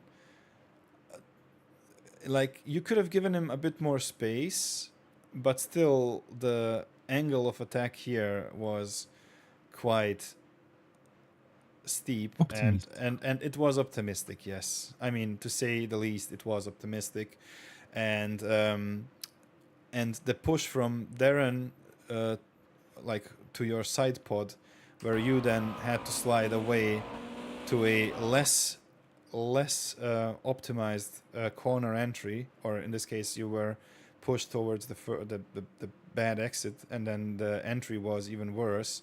Now it's the other way around, where you sort of are like on the outside. Darren should have given you here probably a bit more space, should have maybe braked or like steered to the left to have a wider angle towards the corner and then drive in. Maybe that would have helped, but like he immediately started steering to the right, again not leaving you space, and you as well, you were already steering towards the right. You can tell by the tires were looking towards the right side. I mean, there is only so much you can do. But like the only thing you could have done maybe to avoid pushing him into the shortcut was braking, but also he could have braked as well, because it's a race. You were slightly ahead, you were side by side, but you, like, if you would compare it, you would be slightly ahead into this corner. And I don't know, I'd say it's a racing incident. You both were at fault. He was at fault for the first turn, you were at fault for the second turn. But all of that is a combination of not yielding towards each other. That's a coulda, woulda, shoulda situation. And in my opinion, like Darren was optimistic over here, then he got quite optimistic over here, which, like, the same thing, like he wasn't giving space to you. So the cars don't like touches, and the outcome was inevitable. Like when these cars are touching each other, then the push seems to be strong, and obviously he's going to be pushed towards the outside of the turn. So like you could have seen that coming. Like here, you even pushed him with the rear left tire. You can see that here. Like it was not even the front part of the car, it was the rear part of the car. Watch now the rear left. Here it comes. This is the touch, and he could have avoided it by just lifting slightly, or braking, just one tap, and that's it. We both could have lifted. Yeah. I'd say it's a racing incident. Shit happens, and I guess, I don't know. It's difficult to say because again, you both were sort of not yielding to each other. Like you were trying to fight for position, obviously, which I think anyone in this situation, maybe some of us wouldn't. Some of us would have realized what was coming and would have done maybe differently. But I think that's just a small number of players that would have realized that, to be honest. I think quite a few drivers would have done the same. It's okay. It wasn't clear for both sides from my yes. Yeah. So Yeah. But in this case, in Russian, we have a saying "on первый начал." Okay. He started first. Well, but yeah, you can't. I mean, I don't know. Like again, like I don't want to dwell on that topic for too long. But I'd say there was a clear mistake from both drivers. Like if you penalize Taxi Vader for pushing him out, then one could say you could give a warning or, you know, penalty or whatever to Darren as well because of the pushes. And yeah, I mean, it was from both drivers. So I would say give both drivers a warning and that's it. I don't know. And move on. And Darren defended his position over here. And this was like, I was so anxious and so scared by this group because of these bumps, as you have seen right now there. And I think Yuki will have another mistake, and that's when Yuki actually leaves the race, I think, if I'm not mistaken. There will be some huge incident, or I think Yuki will drive through a slowdown penalty or something like that. I'm not sure. Like he's going to make a mistake and then...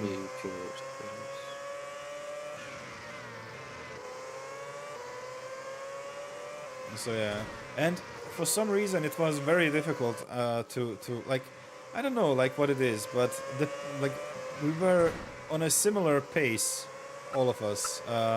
The only difference was like if you were going to make a mistake and hit the wall or whatever. And yeah, this is the mistake from Yuki. He was too close to Jormeli's slipstream, had a bad entry over there in this turn, touched the wall there slightly, as you can see here. He touched the wall slightly, I think. Yeah, there. And then went into the wall on this side, and yeah. He was lucky that he didn't spun out too much, but nevertheless he lost quite a lot of speed there, and I was like, okay, I'm fine with this. I mean, it's unlucky and unfortunate for Yuki, but one strong opponent less, I guess. But still, it was so tricky to keep up the pace. Jormeli had some quite good pace, Kosandari as well, Darren as well, Igiava, yourself, Taxi Vader. It was definitely a strong grid over here, and to be honest, the only way I would be able to get you guys was to not make mistakes, which unfortunately didn't happen for me tonight. I had quite a few of them.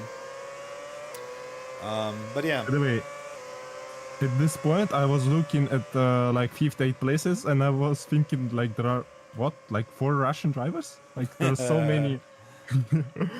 Blue, yellow. Yeah, true. Blue, red, and white orange stripes. and orange. Orange is from that's more like an orange color. The flag from the Netherlands.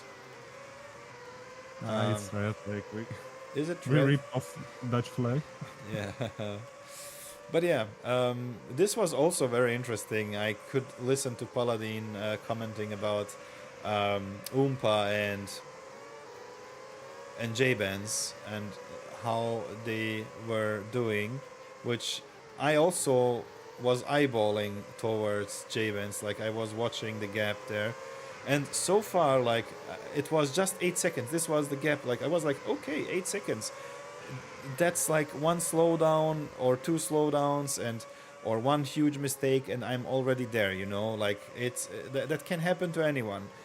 But then again, it happened to me many times, and I was like, fuck. So, yeah, that's my race gone. And here, that's my first slowdown, and I was like fuming already.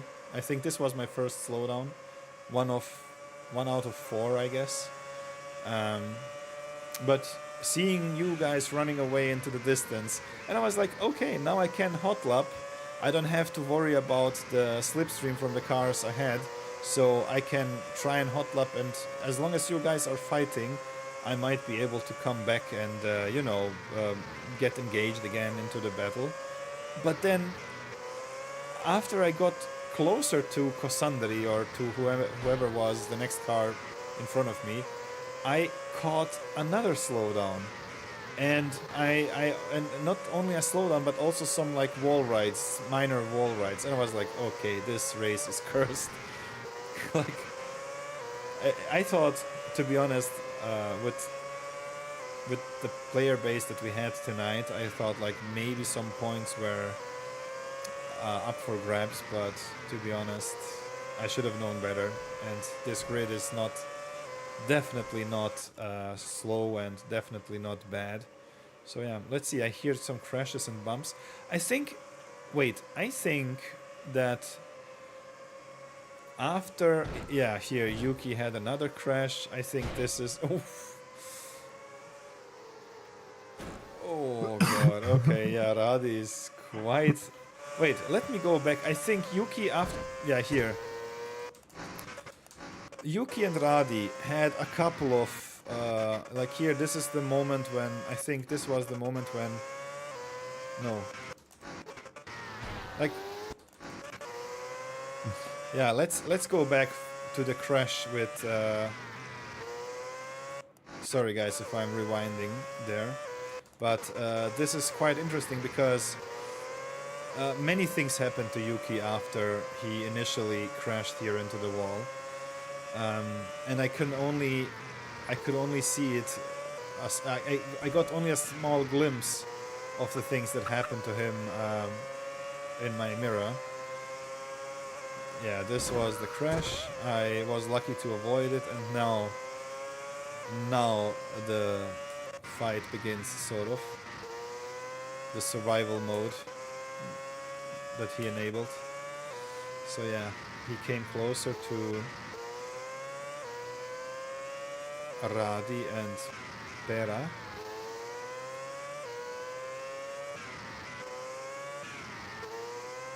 Radi and Pera as well, like, this is nice to see that they were fighting, so that they were not giving up, and this was quite nice to see. As well, I'm gonna say it in advance, Pera, thank you for having a look behind whenever a fast car was approaching, since he got lapped towards the end, and he was very fair about it, so he didn't cause any incidents, and he didn't create any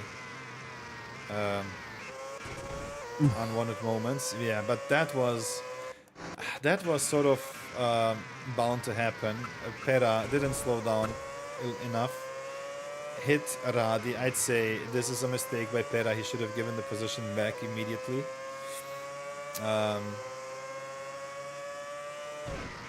And then small bump there from Yuki towards Radi. I think Radi moved under braking there. Yeah, could also be.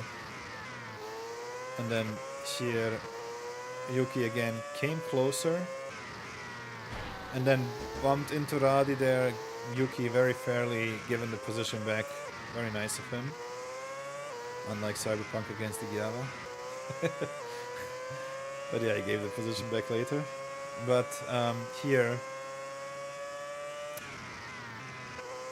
I think Radi will have a slow exit, yes, of course. Yuki was then again close to Radi. And I think now, again, a similar mistake from Yuki there. He still hasn't figured out that corner and had too much slipstream there from Radi in front. So he again hit the wall. Here he was very close to the wall actually. Got super lucky to not get stuck there. The only nice thing is, like, you can see in the distance the opponents, like, you know, driving in front of you, and then it kind of deludes you in uh, thinking that you are still close. Okay, here these small bumps are quite annoying, but no big gain or loss there for Iradi or Yuki. And boom. And yeah, okay, this was sort of, yeah, okay, they should have known better. Yeah, and I think this is more like Yuki's fault, because he sort of Oh, turned. Oh well, maybe not even. Yeah, I don't know. It was also Radis. He turned in toward, like, it's both cars actually. I'd say it's both cars. It's just a stupid racing incident. Meanwhile, Pera in front of them as well. I don't know if you saw it, if you already saw it, but Pera in front of them had a similar. Like, he had a crash as well. But yeah, let's see here. So after this incident, Yuki. Oof. And then Radi probably was already angry and thought like, okay, let me go through. And now this situation is also going to... yeah, again, like, this is not Yuki's favorite corner. This was... I mean, there was no intention in putting Radi into the wall, so he just clipped the wall on the inside and messed it up for himself, and then for Radi as well. So yeah, but here, he was waiting for Radi. Very, very fair from Yuki. Congrats, man. I guess you get the fair play award for this race. I will do an announcement soon on Discord. What is the about what? Can you promote it here too? Yes, but what? I mean, can you promote it here too? Yes. I guess the anniversary was fun. Yes, but yeah. Let's go back. I can do that. Whatever you want to promote, I can do it. A new event, okay. Rally event, maybe. Is it the rally event? Probably. So here, Radi caught the shortcut. Radi caught the shortcut penalty over here. Oh yes, yeah, okay. So yeah, and then does it involve your Eiffel Tower? No. Yeah, not the Shame. favorite corner here for Radi and Yuki. But yeah, let's go back here to... I got past Jormili because Jormili made a mistake, and then I started to make some small mistakes, and I enabled Jormili to come back. Meanwhile, Igiava had already some fight there against Kosandri and Darren. I think Kosandri and Igiava were fighting and had a few position changes, and then Igiava, I think, I'm not sure, but you messed up somewhere, and then Kosandri came past. I think the accelerator got slowed down, and I didn't understand where he was going. Okay. Maybe on Yeah, I had this lap on the left straight or the next. I had a similar situation where I got the slowdown, and I didn't know where to go, and I was like, do I go left or right, or do I stay in the middle? And I think I confused Jormali there for a second, and it will happen here on this straight. I'm not sure, but it will happen here on the straight. But yeah, so let's see, where is everyone? J-Benz still following Oompa. Oompa had an interesting strategy when he came into the pits. He sort of got stuck behind myself and Darren, I think it was. At that point, we were fighting and or battling, and yeah, and Oompa probably could have done way better towards the end when he came for his second stop. But I think the time loss behind our hard running or like the one-stop strategy runners, I think the time loss was huge for him. So yeah, Oompa and J-Ben still sort of together there. Meanwhile here, Igiava and the group around Igiava object. quite close there towards each other, and I think I had a small mistake over there. I hit the wall, and then here, let's see. Is this the sort of situation where Taxi Vader had a slow exit? Yeah, Down before, yeah. This is the slowdown. Yeah, okay, it's the first turn actually, not the end. Ah, okay. Yeah, yeah, yeah. Oof. This could have ended badly there. And then 3 wide almost towards turn 1, including Darren joining the party as well. Cassandra playing checkers. Yeah. So, yeah, Darren sort of could have had all the positions up for grabs there if any one of you had made a big mistake. But I guess it didn't happen. And so the 4 of you guys were still together and running. And I think here somewhere I will make a mistake and Jormeli will get close to me.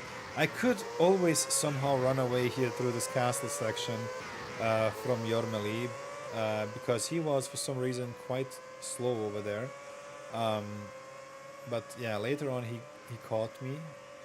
Let's see, where is actually Stealth, Grandi, Char? Oh my god, they are so far away already.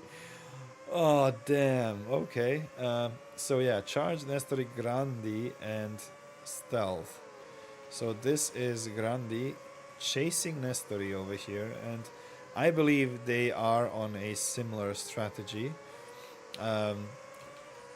Charged 6.7 seconds ahead of his teammate. I guess we will not see team orders like in Monza from the real life McLaren team. Yeah, why would they? We won't open up that can of worms, do we? And yeah, Grandi also with quite some gap towards with the advantage towards Stealth, his teammate, who hopefully didn't have a bad race, unlike Zanford, where he and Darren sort of collided and Stealth actually lost quite a few positions. But yeah, so let's see, where is Charged? You have to sort of push it to catch that guy. Even with this free flying camera, it's difficult to catch up to Charged. I mean, I could have flown in a more straight line, but still I wanted to sort of follow the track here. So Charged, for him this must feel like some hot lapping session, you know, like the usual stuff that he's doing, racing alone in front of everyone, not being challenged at all. I guess we would need a huge return from Frozeny or from some Grandi special magic to challenge this guy, or maybe even from his own teammates, so that we can create some drama like in real life F1. But I guess for now Charged is just OP, and if he doesn't nerf himself by hitting the wall, then I guess there is no nerf for him. Yeah, so there we have it, and look how huge the gap is now towards. You could go for a walk, go grab some coffee, have a nice chat with your friends, and then and only then You J-Vance can is announce, by approaching. the way. Oh, I can what announce. Magnussen has announced. Yeah. Oh fuck! What did I do? What lap were we in? I wanted to stop the race. Sorry. I believe it 14. was lap 13. Okay. 14. 14. Okay, so yeah, true. So okay, I can announce, but what can I announce? I don't have a clue what I should announce. Where is it? Tournaments. Okay, so if you go to the Turbo Sliders tournaments, to the original Turbo Sliders Discord server, and to the channel tournaments, you will see a post from McVision which says, "Get ready for the Rookie Cup, hosted by me this Saturday, September 20th, in 2025, at 9 p.m. CEST. This event is special for all the new is especially for the all new players who joined recently, such as Articada, Heavonen, Anthony, Xboom, Duncan's Game Chest, and others I've missed out. TSU veterans are welcome too, either as spectators or by watching my live stream. Event details. Races are short races on various tracks with different vehicles, giving a taste of the game's variety. And the prize for the winner is one big DLC pack for TSU. After that, after the race, there is going to be a raffle, one big DLC pack and 5 small DLCs among all participants. Come join the fun, watch the action, and see who takes the prize, the Rookie Cup. This is a very nice, actually, event. I already like it. Please, I hope that people notice this, and I hope that you are going to join this event. I think this will be a very nice event. I think there will be a lot of fun, and especially to see new drivers where the veterans can sit on the grandstands and watch the drama unfold. or the action unfold in this case. Yeah, there is no drama. But yeah, very nice of McVision. Also, I'd suggest you follow up this and stay tuned for his live stream as well. Very nice, very nice. Yeah, he already created a event, and yeah, so that you don't miss out on it. Nice. Yeah, it's in 2 days. It's in 2 days' time. Yes, it's in 2 days' quite time. short notice. I mean, it's on short notice, but I guess you don't want to prepare quite a lot because you don't know the people don't know the track or the tracks, and it would be nice for them to show up and to perform. It doesn't matter if they know the tracks or not. And I think the cars will be adapted so that everyone has fun and it's not super difficult to learn, I guess. But yeah, moving on with the race. I will announce it later on as well in the stream.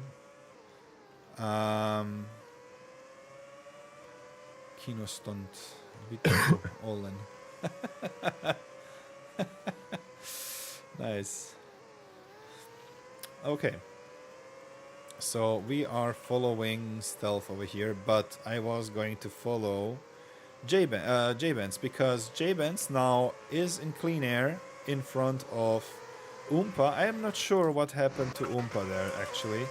I need to see how J-Benz got that close to Oompa. Was it a slowdown over here? No, maybe not, because Oompa is accelerating quite fast. But it must have happened earlier to Oompa, because the gap towards J-Benz was actually a bit bigger than this.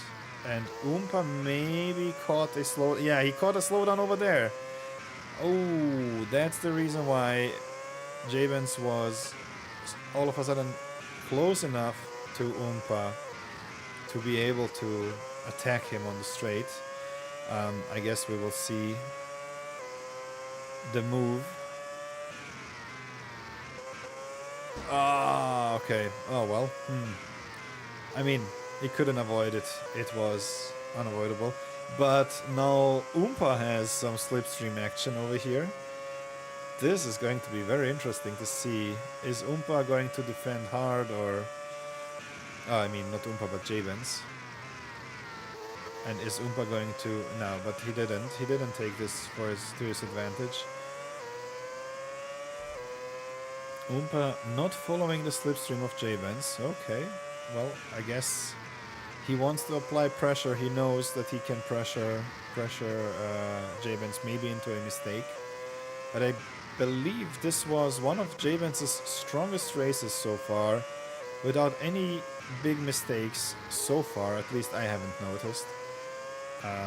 If Javens is around, he can tell, but I haven't seen him doing a big mistake here, which is quite nice. So props to Javens for having a clean race so far. Okay, let's move backwards and see. This group over here was not as far anymore. And again, like, I was able to close up the distance because of it. And here, this was actually my slowdown mistake. I fucked it up. I think this was my second or third time at this point during the race. And I didn't know where to go, so I was waiting for Jormeli to come back and attack me there. But it was so heartbreaking because I was, and I think this was Umpa now in the pits, let's see. I was actually quite angry about it because I was expecting, what was that here? I was expecting actually to do way better. Oh, was that Javens there with the knock? Because I heard some crashing. And there I said Javens without any mistakes, and then he's doing a mistake. Yeah. And then he did a mistake actually there. Damn, Javens.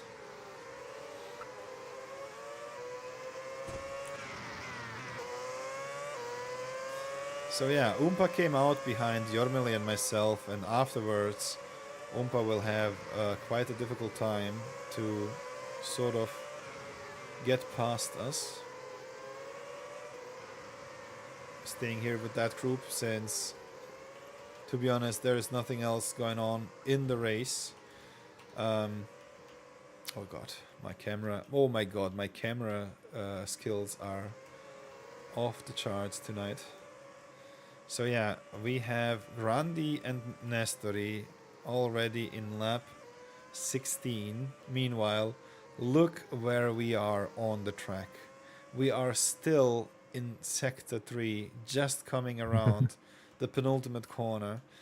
And then to see the charge, this look, by the time I am on the straight, charged is on the opposite side. Like, holy shit. Like, charge is already in sector 2 at the castle section, and we are just beginning with lap 16, which is crazy. I was actually quite surprised to see Darren this early. I thought he would do one more lap on the medium tires and then go for the hard stint, but I believe he did a medium soft run, if I'm not mistaken. I thought he was on the one-stop strategy. It could have helped him with his pace, I believe, but yeah. He probably didn't want to have the hard tires towards the end, so he opted for a two-step strategy where he was going for the medium tires and then soft tires. Or MHS even. Okay. I mean, in this case, you could have gone maybe for a MMS, but MHS, I guess, works as well. So another pit stopper. From Taxi Vader, and he is going to switch onto which tires? Oh, we could have made a mistake there. Okay, hard tires it is for him. So he is going to the end, if I'm not mistaken. Then I hope he's not undercuts his strategy. Okay. 2 laps over optimum. 2 laps over optimum. Okay. Or under. Yeah, I don't know. Like lap 17 seems to be a good time to come into the pits and to opt in for the hard tires, because that's sort of the thing that I did. I came in at the end of lap 25 and had 16 laps on the medium tires to do, so I guess it was okay to come in at that point. Yeah, but the 23rd lap was the optimum for hards. Ah, okay. 18th was the optimum for mediums. Okay. Okay. Yeah, he did 16 on mediums, Darren. He did it 16 on mediums, Taxi Vader. And I did 16 as well towards the end on mediums. I stretched it to 15. Okay. I mean, the medium tires at 16 laps had quite a nice, quite some like tire life in them. So for me, it worked, but I lacked pace overall. So, and I had many mistakes. But yeah, Cassandri and Igiava fighting over here. Jabens sort of in no man's land, as Paladin would say. And he was just, you know, racing himself there, trying not to make many mistakes to optimize the perfect strategy there against Oompa. And here, this is something I don't understand. Like, he stretched it like quite a lot there. He came in at the end of lap 18, so yeah, and Cassandri probably did the same and thought like, okay, I'm going to do whatever Jabens is doing. Jabens now opting for the hard tires, which will enable him to go towards the end, and I think this is going to be definitely a huge boost for Jabens because he will have the fresher tires towards the end with the hard tires. Defending here against Yuki, Cassandri, as well as I said, came in for the hard tires. Is anyone else pitting? So yeah, hard tires for Radi. And he will go to the end as well. Pera on another set of medium tires. He will probably come in one more time. And then we have Charged. Holy damn, Charged is just now coming into the pits. And look at the huge gap that he had towards Stealth. And this was crucial. This was perfectly timed. Even though Stealth might attack him over here, I don't know if he's going to lose some time against Charged, but Charged defended this properly there, giving Stealth no hopes for P1. Stealth was maybe trying to get past Charged to sort of distract him and slow him down enough so that Grandi, his teammate, might catch up to them, and Nestori as well, obviously. But I guess this was the crucial moment for Charged, and after this there was no stopping him, except if Charged was doing a mistake by himself, which at this point, after so many laps, I mean, it's still possible, but fairly unlikely. Charged was just on rails. I guess he presses throttle and drives on rails without any huge mistakes. Here, this is Nestori and Grandi now, the second group with also fresh tires. The only one out of sync here is Stealth, but this was quite understandable because he started on the hard tires and is going to opt for medium tires towards the end, I believe, for a optimum strategy there. If he doesn't do this mistake, I guess this was not a huge mistake, but still it cost some time towards Charged and towards the group behind him. So yeah, but I guess Stealth knew that he has no chance for P2 at this point because he needed to come in for the pit stop, and he knew that he would lose some time there. So yeah, Stealth going for another lap around the track, and meanwhile Igiava temporarily in P5 because Jabens has finally pitted. Myself here, I was fighting Jormeli on a similar tire life as Jormeli.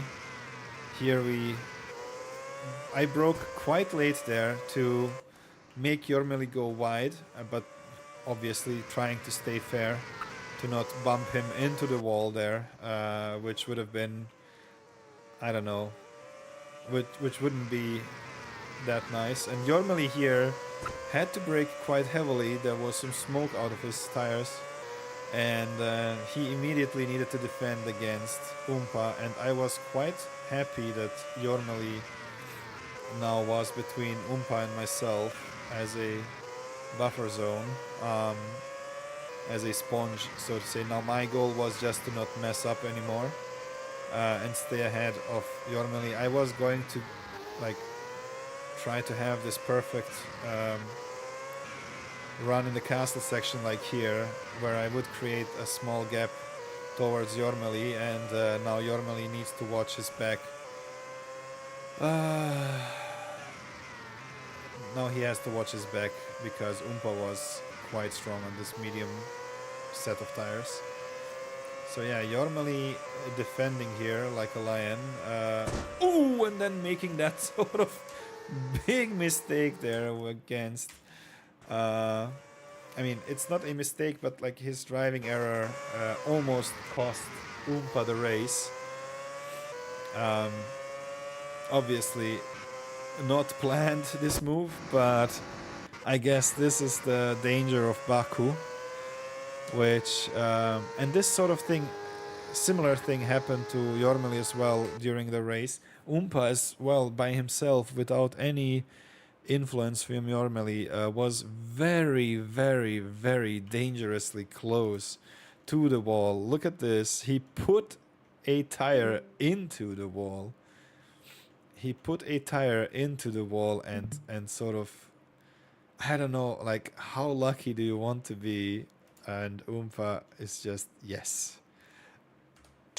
Also, yeah, look at that. Like, because of this, Umpa had to slightly run wide, I believe, and Jormeli, like this running wide from Umpa, maybe might have saved him to not...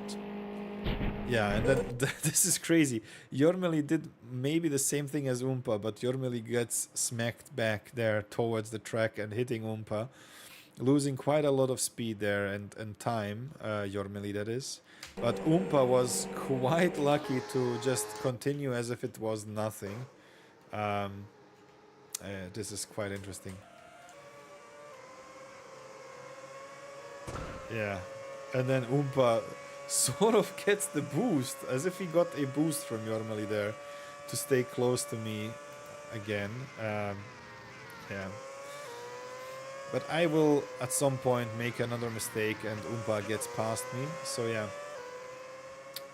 Sorry, Yuki. Whatever happened there.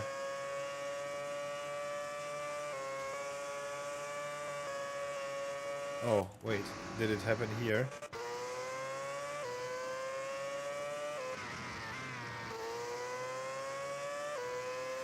No, it must have happened earlier because Darren was writing this on a straight, so it could have happened over here.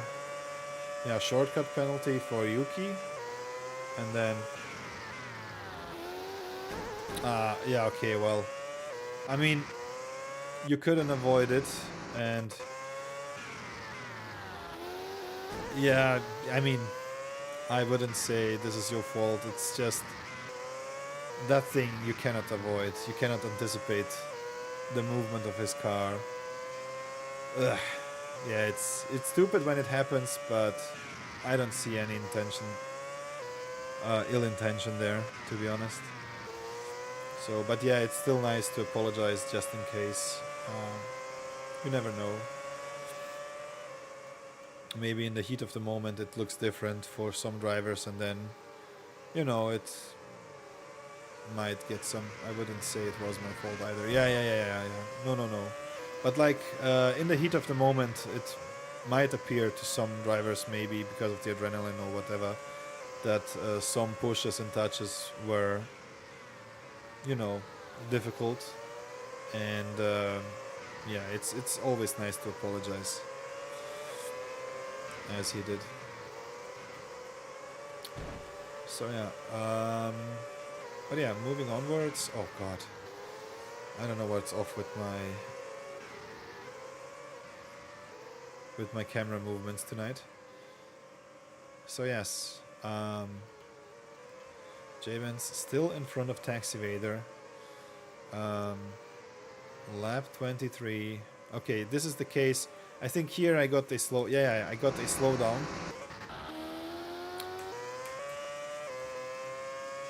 Darren... No, wait, it's me versus Umpa, yeah. So, yeah, here is another... I think this is the third time, or was the fourth time. I'm not sure anymore, but third or fourth time where I had the shortcut and I messed it up quite badly there, and it's very time consuming, especially now that we are approaching the pit window, at least for my case. And Igiava, in his case, he went in at the end of lap 23 and came in for another set of medium tires, or his first set of medium tires, but his first and only pit stop as well. He came out right in front of Darren, so Yuki now swapping to the medium tires, and he as well will go towards the end with that set of tires. J-Benz already pitted for hard tires, and he just had to bring it home from now onwards. He had to sort of stay ahead in front of Taxivator, but it was, as we can see later, quite a difficult task, because I think in the end Taxivator just got past J-Benz and secured P6, I believe. So yeah, Oompa there running away in no man's land, and I believe now we can watch some backmarker action.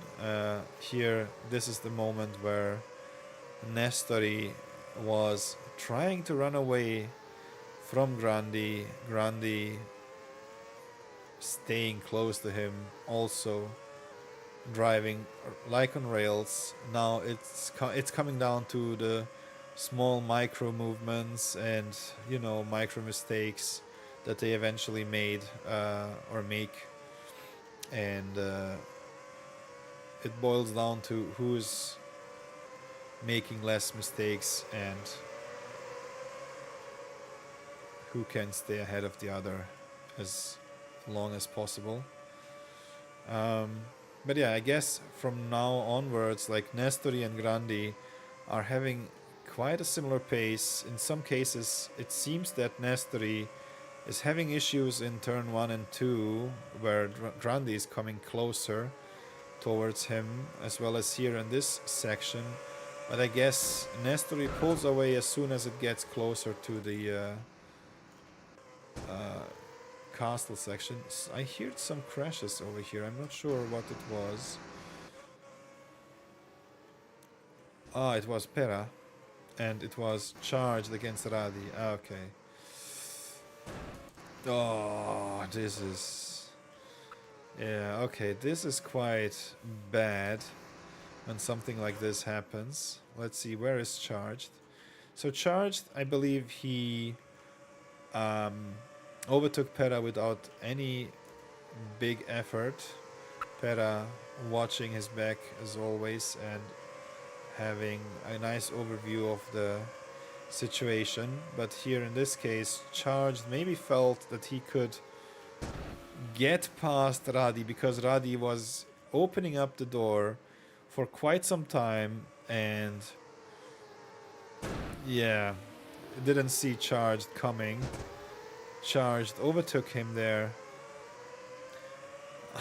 only at the second attempt, and now Charged was doing his thing again, so he had no worries anymore about incoming cars. Lap 28, safe spot. I had a similar moment with Radi. Yeah, I believe I saw that as well.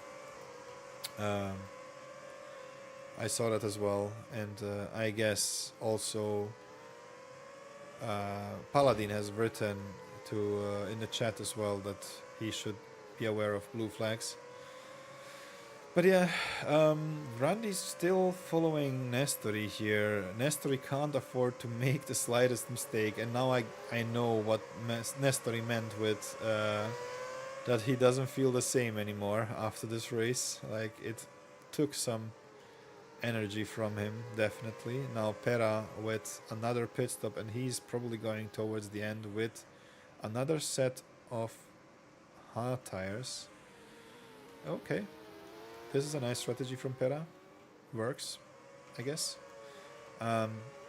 It was not a bad strategy though. It's just the amount of practice, and yeah, I guess Pera didn't practice that much as some of some other drivers here in the grid, on the grid. But yeah, all of a sudden Grandi is picking up the pace again and trying to close down now the gap towards.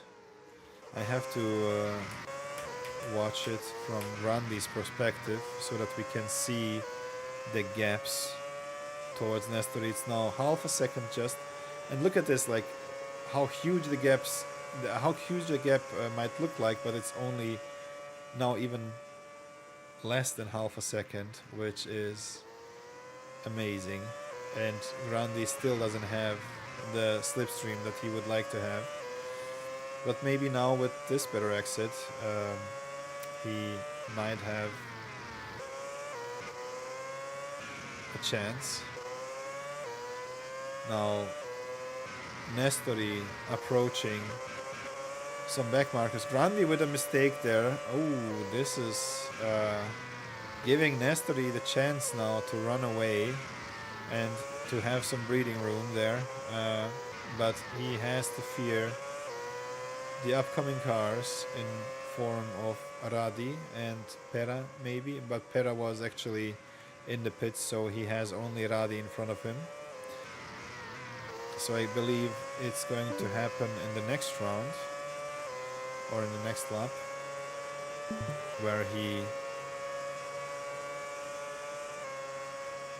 he gets close to Radi and Radi will sort of block him. Oh yeah, here Radi with a huge mistake, and this is the reason why Nestori all of a sudden closed the gap towards Radi. Now, is he going to have some slipstream there from Radi? I don't know, maybe not.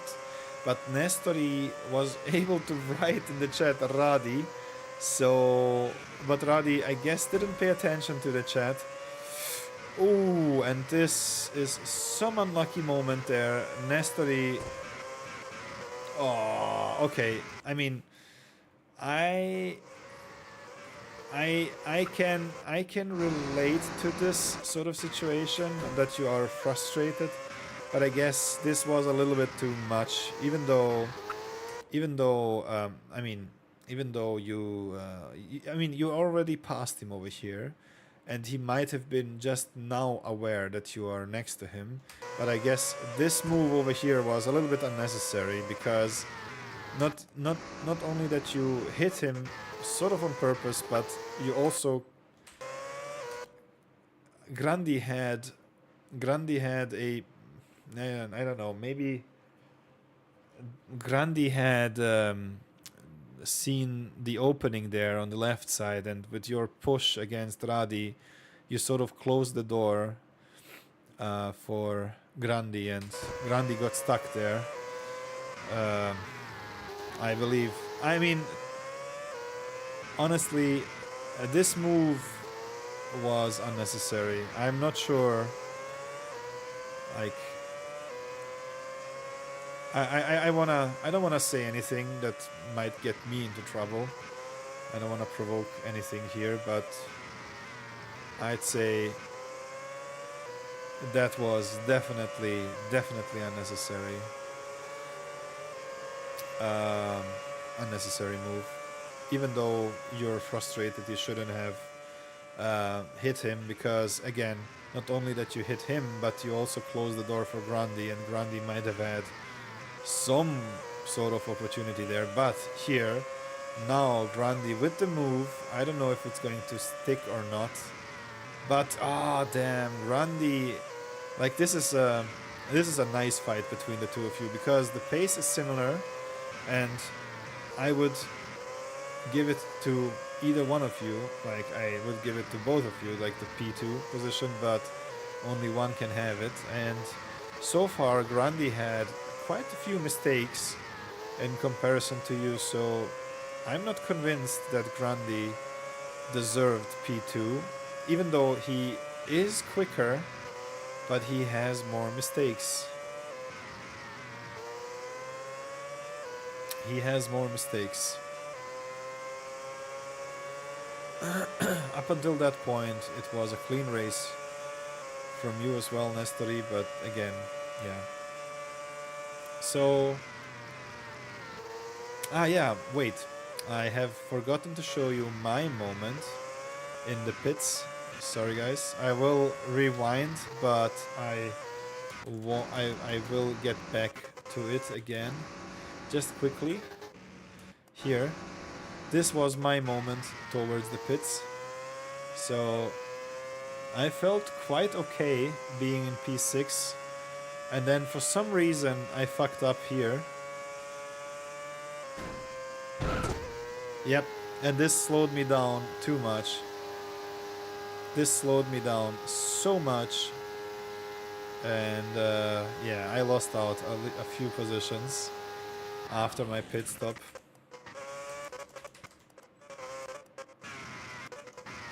So yeah, let's go back to racing again and let's watch where is Nestori and Grandi. Okay, Nestori and Grandi are over here. Lap 32. So Grandi is just 1 second away now. I guess if Grandi keeps doing these small minor mistakes, then he might have not the chance to catch up anymore, because Nestori either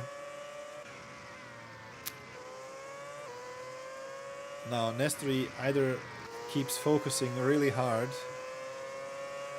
or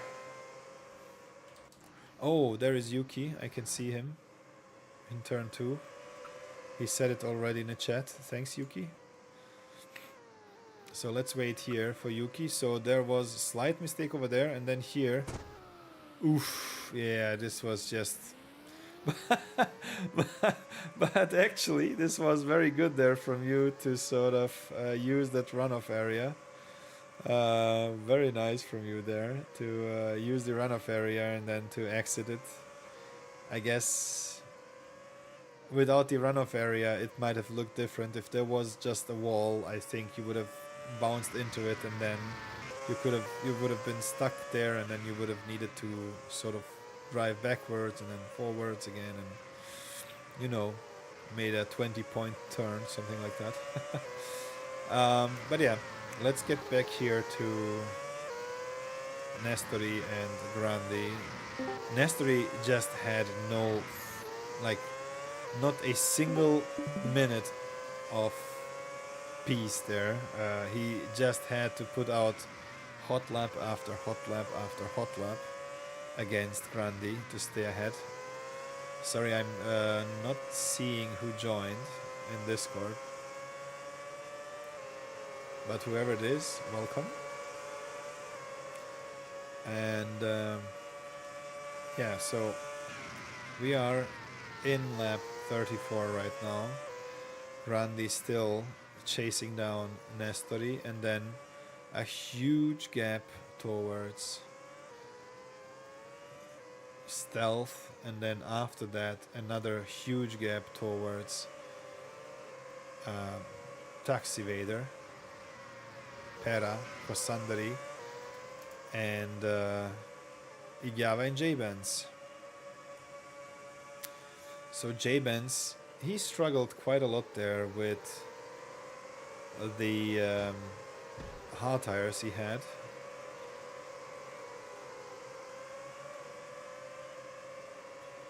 So yeah, this was just a train of cars which up until this point was looking very good there for Igyava, very unlucky there for J-Benz. For some reason he had no pace on these hard tires. He must have lost some time while he was on his medium stint, and this threw him back into the clutches of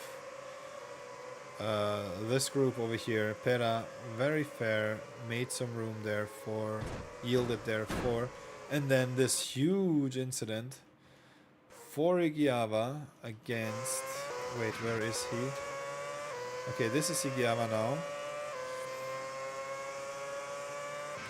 I think this was just a driving error. Yeah, just a driving error. He followed closely there. Closely followed their Kosandari and eventually had maybe some sort of downforce loss where he needed to brake a bit more than he usually does there around that corner. But yeah, Grandi now in striking distance towards Nestori. Okay, so Grandi also in full focus mode. Hasn't done a huge mistake so far.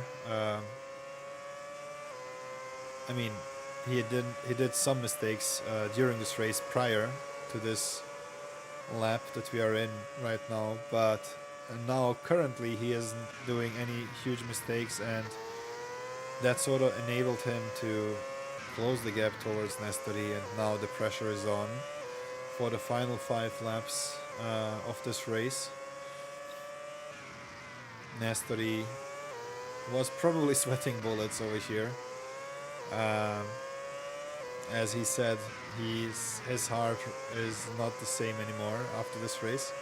So yeah, I think this is the first time Nestori sort of felt pressure from like, it usually goes down like you know, these strong drivers like Charged, Nestori, Grandi, Stealth, McVision. They either usually are, but especially let's say the top 3 guys, they usually are far apart from each other, and it's a rare occasion that they are this close, and then for this many laps. I believe, I mean, if you count the last race, Zandvoort, by the 2 teammates, Charged and Nestori, they were close to each other for quite some time, but it's different when it's your teammate, and it's different when it's an opponent that you are trying to fight against in the championship, especially as a team, but also as individual driver standings. So yeah,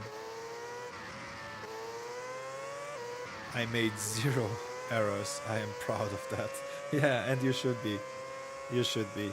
This is definitely some masterclass here from the both of you. Very fair, very, very strong performances. But yeah, very strong so far. I believe Igiava is making some mistakes. Look at this huge ass gap towards Taxi Vader from Stealth. Taxi Vader, then Kosandari, then J-Vance, then Jormeli and Umpa, and then Igiava. So yeah, Igiava did some mistakes over there, and I was actually scared about Darren, and Darren will come close, almost to striking distance. He will get some very nice slipstream over here from Pera. Pera also very fair in not blocking Darren, but Darren had such a luck that he didn't use the slipstream though, which is quite odd if you ask me. I imagined him taking the slipstream from Pera, and actually yeah, but here Darren says thank you as well. I believed like that he was taking the slipstream. I don't know why he didn't use the slipstream from Pera, but he could have at least gained another half second or maybe a second towards the end of the straight. Like if he used the slipstream, I thought it was going to slow down. Yeah, okay, well, yeah, okay, good. Yeah, okay, it might be dangerous. Yes, you're right. It might be dangerous if you follow a lapped car that close. You never know if they are going to lift or brake, and then you bump into them, which would slow you down in any case. But yeah, So Darren came very close there towards me, and I was just hoping for a mistake. And I think Darren is going to make a mistake over here, which he does. Here, I think he is getting a slowdown. Yep, here, slow down, and I was confident in catching you. I believe you. You had all the chances. 70% soft tires versus 56% medium tires. My tires were dying in comparison to yours, but I was as well confident to catch up to Igiyava, to be honest. And it looked like as if I would, but then again, I had a few mistakes myself, because finally I was not looking anymore into my mirrors, because I thought, okay, this might actually be good for me and you wouldn't be able to catch up to me that fast. So I was pushing forwards and towards Igiyava, but in doing so I made a couple of mistakes by clipping some walls. Here, this castle section actually saved me quite a lot during this race against many drivers. Like, once I nailed it, it's fine, but if I don't, you know, it sucks. But here, I was hoping to get Igiyava like 2 laps towards the end, and I was like, okay, this has to be the lap where I close the distance to him, but in doing so, I did a couple of mistakes by myself. Here, clipping that wall there just slightly, losing some time, and then here, clipping the wall as well, and now Igiyava is just running away. And now again, I had to focus. I had to look into my mirrors because you were just closing in. And yeah, this was just a nightmare for myself as well. Let's see, where is Jabens and Kosandari? Jabens and Kosandari were not as close as we are towards the end. And Kosandari, a very strong performance. He came back from a very tricky situation where we lost out in the beginning so much. And then we had Umpa as well. Umpa, who had made a mistake there. Another car bumped somewhere. I'm not sure. It was not Darren, but it was Pera maybe. Yeah, it was Pera. So Darren came very close to sort of catch me over here. I tried to defend as much as I can. Darren alongside me and overlapped my car, and then very fairly from, I guess, both of us there, giving each other room and space, I tried to break the slipstream, tried to be on the defense there, watching my back, every single move. Where is his car? What is he going to do next? And then trying not to make a mistake myself. I was scared actually that I might go through a slowdown penalty, and here as well, you can tell I went slightly wider than I should have. And then this castle section, again, this saved me so many times, and very nice of Darren here to not press throttle immediately and put me into the wall. I guess he saw the situation that I was too close to the wall, and here, I guess at this point, let's see, tire-wise, 46% and 51%. So I guess you would argue that Darren's peak performance of the tires might have gone like 2 laps ago, or it was like 2 laps ago where he should have or could have overtaken me. And I see a mistake here in the floating house. Shit! I need to update the track. But yeah, again, Darren made a mistake there. The gap, I mean, not a mistake, but he was being fair, and we raced hard but fair. And I guess here he could have maybe closed the gap a little bit more, and then he might have had a chance, but I guess the exit out of that turn was not as strong, and then I was just too far away. So Yeah. I'm not sure if this counts as weaving, but I guess you wouldn't have caught up to me there, so that's why I started weaving.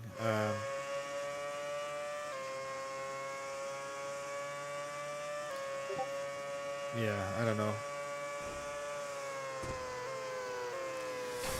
Yep, very strong performance from everyone. Um, but some did better, some did less better, or were unfortunate. Congrats everyone for this race. Thanks everyone for participating. It's a shame that we had only 15 players, but I guess due to some other obligations and some things that happened in the private lives of some of our players, I guess that's understandable.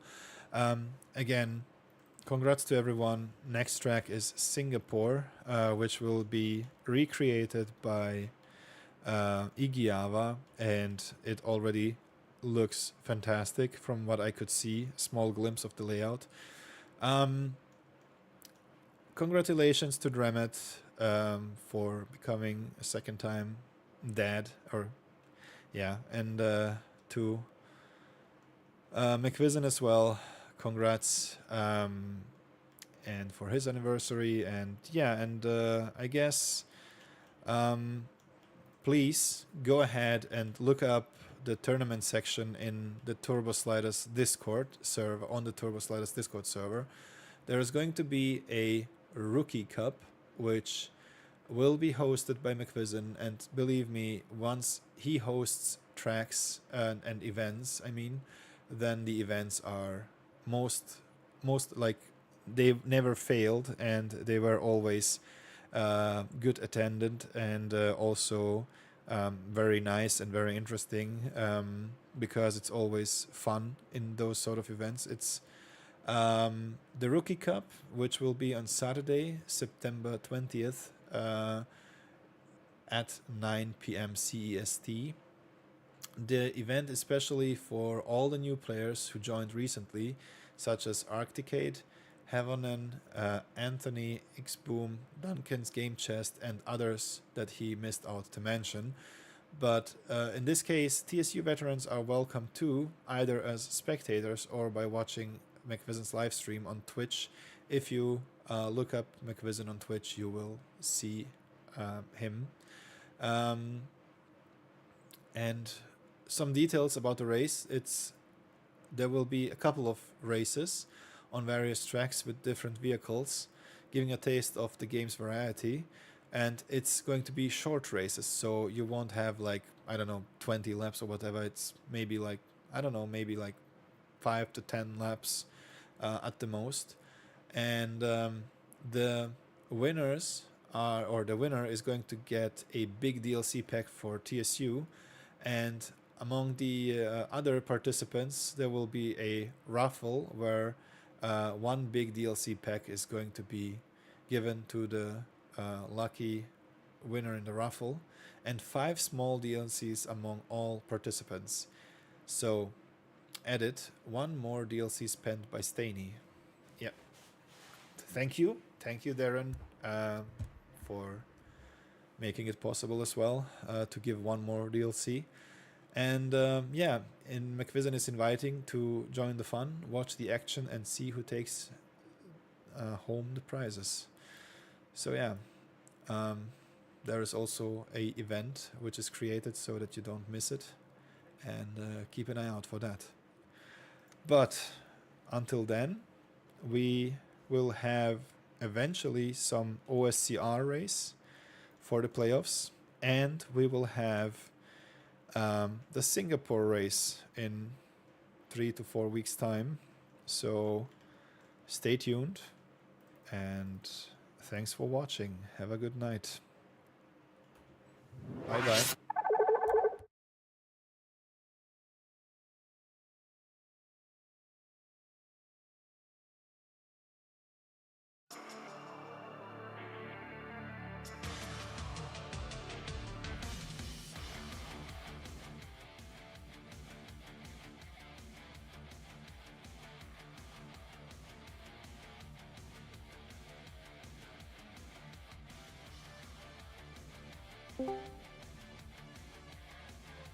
I need to pee real quick. I'll be right back. Same.